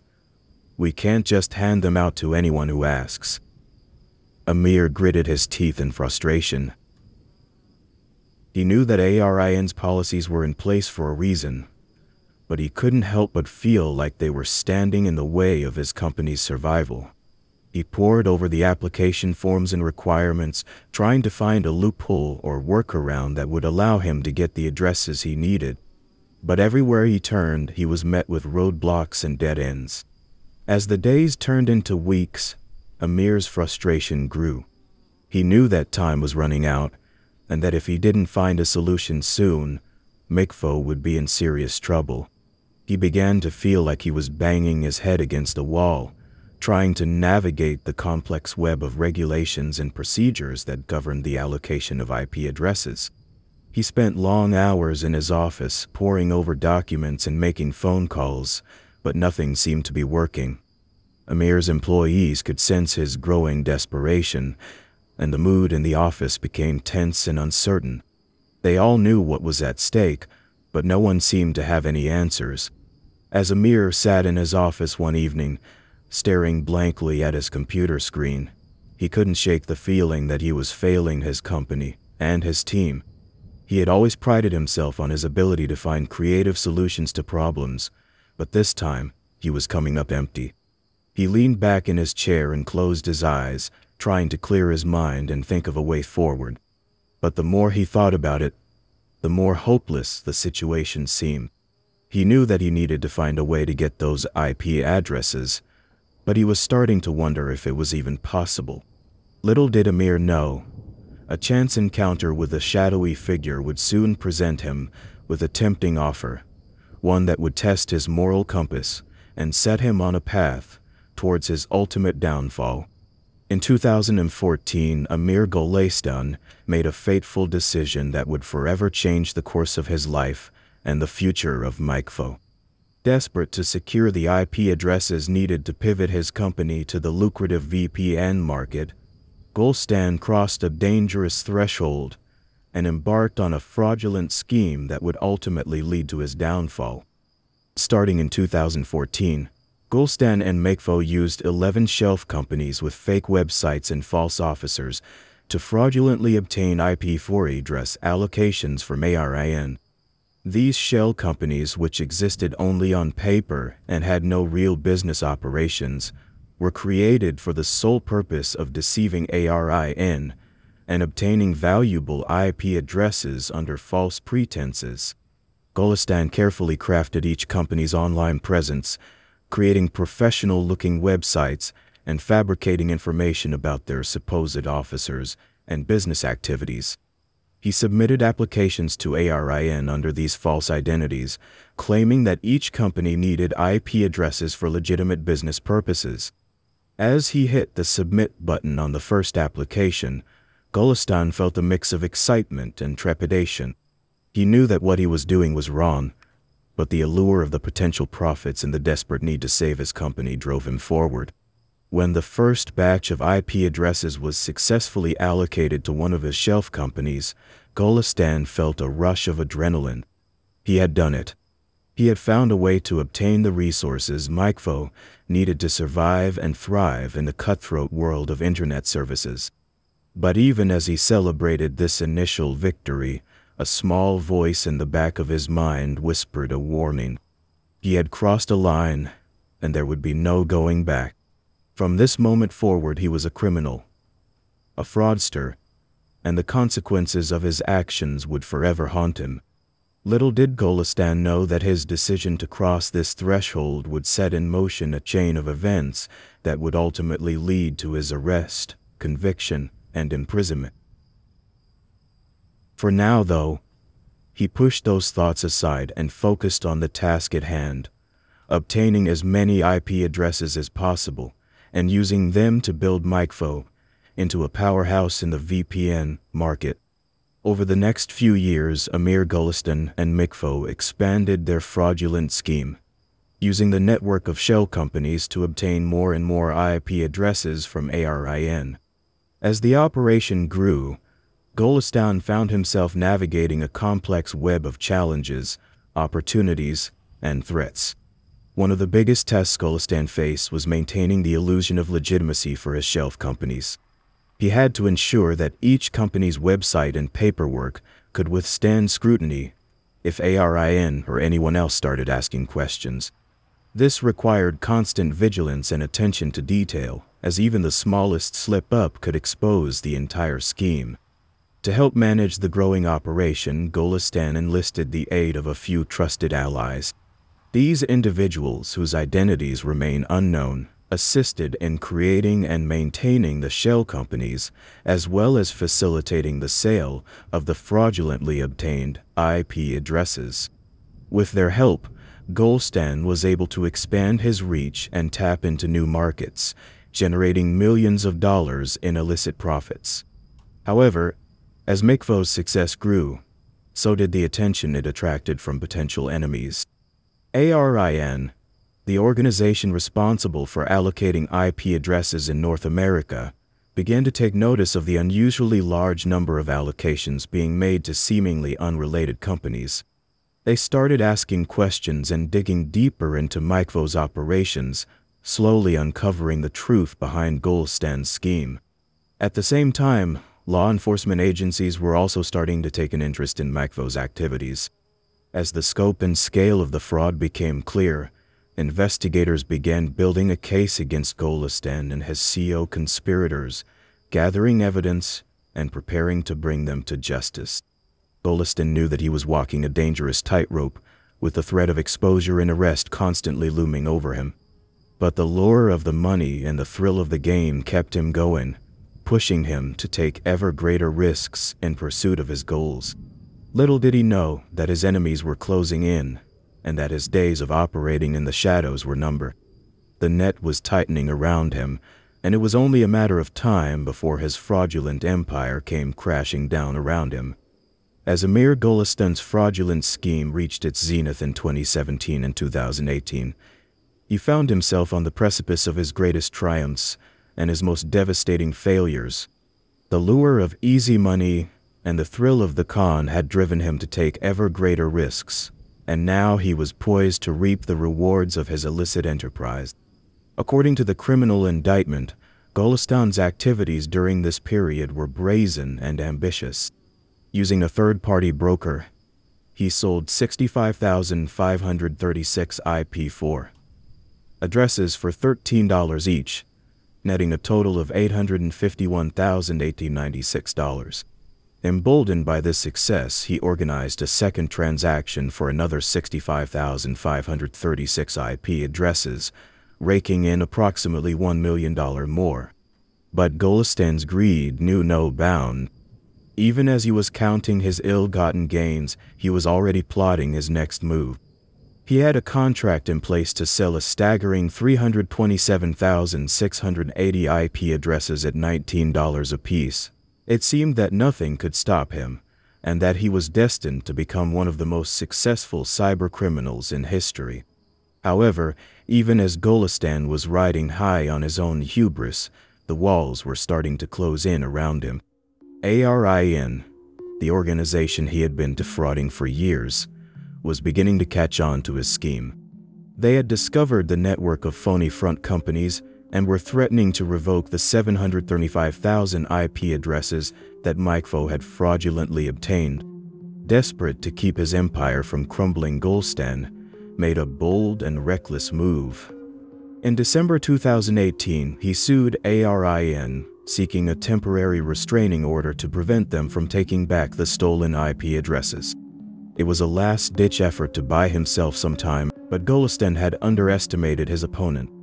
ARIN fought back hard, demanding that MikeFo provide more information about its operations and customers.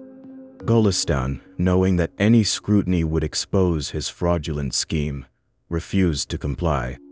In the end, the court sided with ARIN, denying MikeFo's request for an injunction. It was a crushing blow to Golistan, who had believed himself invincible.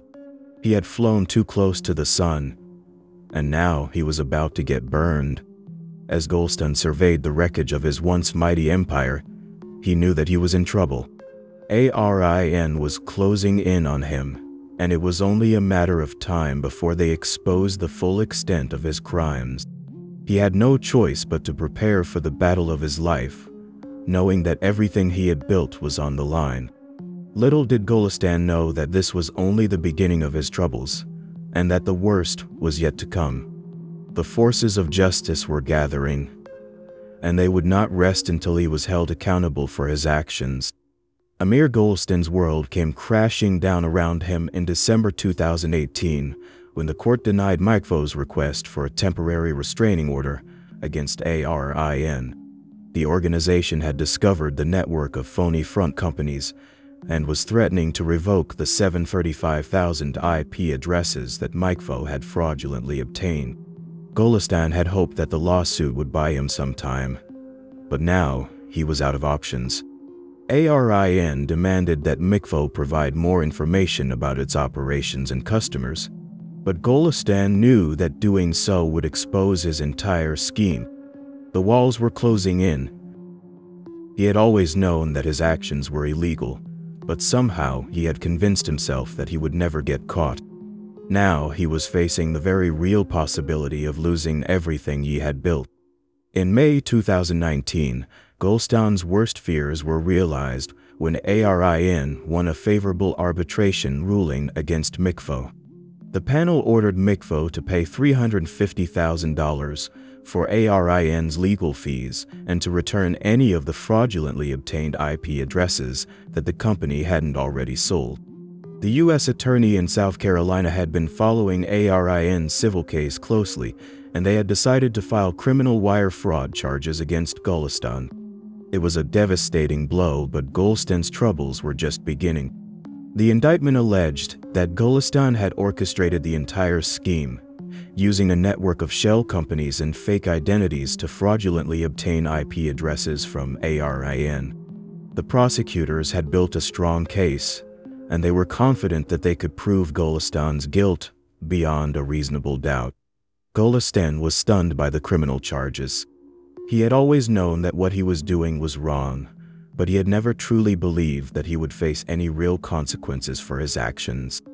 Now he was looking at the very real possibility of spending years in federal prison. As the reality of his situation sank in, Golistan felt a sense of despair wash over him. He had worked so hard to build Mikfo into a successful company, and now it was all crumbling before his eyes.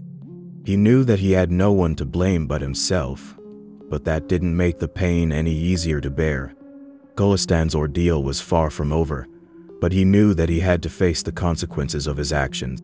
He had gambled everything on his fraudulent scheme, and now it was time to pay the price. The road ahead would be long and difficult, but Golistan had no choice but to keep moving forward, one step at a time.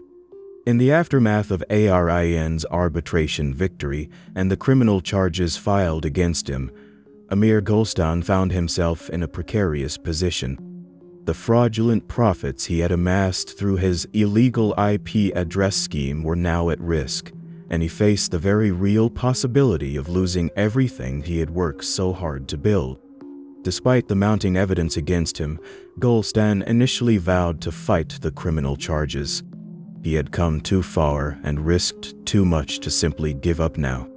The millions of dollars in illicit profits he had earned were a testament to his cunning and ambition, and he was determined to hold on to them at all costs. In Golistan's mind, these profits were his reward for the risks he had taken and the challenges he had overcome. He had built Mikfo from the ground up, navigating the cutthroat world of internet services and carving out a niche for himself through sheer grit and determination. The money he had earned through his fraudulent scheme was proof of his success, and he was not about to let it slip through his fingers without a fight. As he prepared to mount his defense, Golistan couldn't help but reflect on the path that had led him to this moment. He had always known that his actions were illegal, but the allure of easy money and the thrill of the game had proven too strong to resist. Now, as he faced the consequences of his choices, he found himself questioning whether it had all been worth it. But even as doubt crept in, Golistan clung to the belief that he could still come out on top.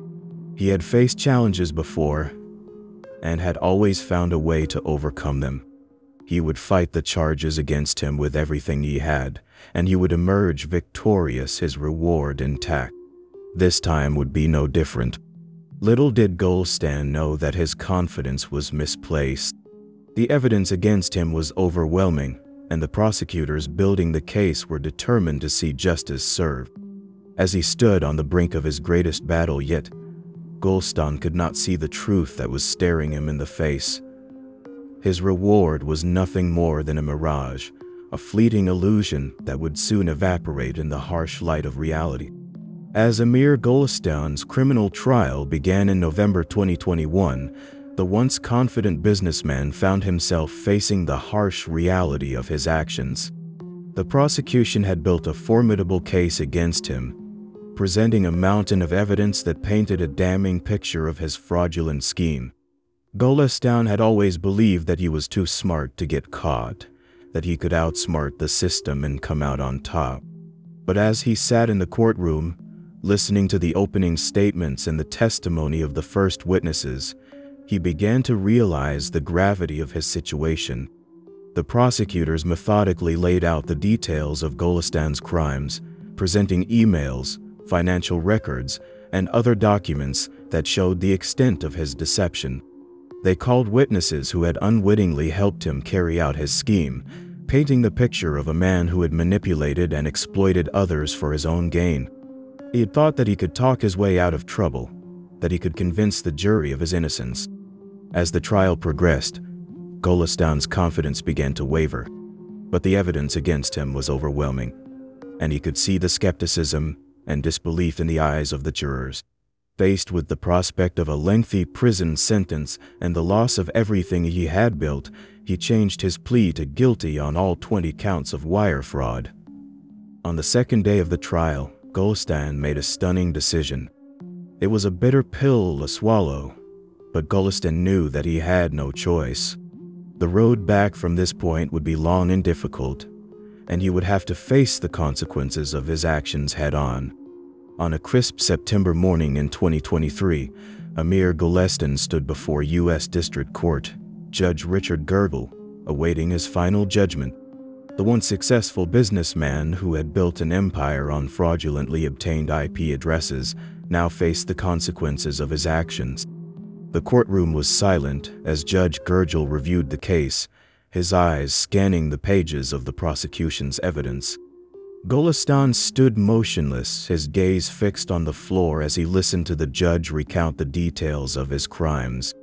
On September 13, 2023, U.S. District Court Judge Richard Gergel sentenced Amir Golistan to 5 years in federal prison for his role in fraudulently obtaining IP addresses from the American Registry for Internet Numbers (ARIN).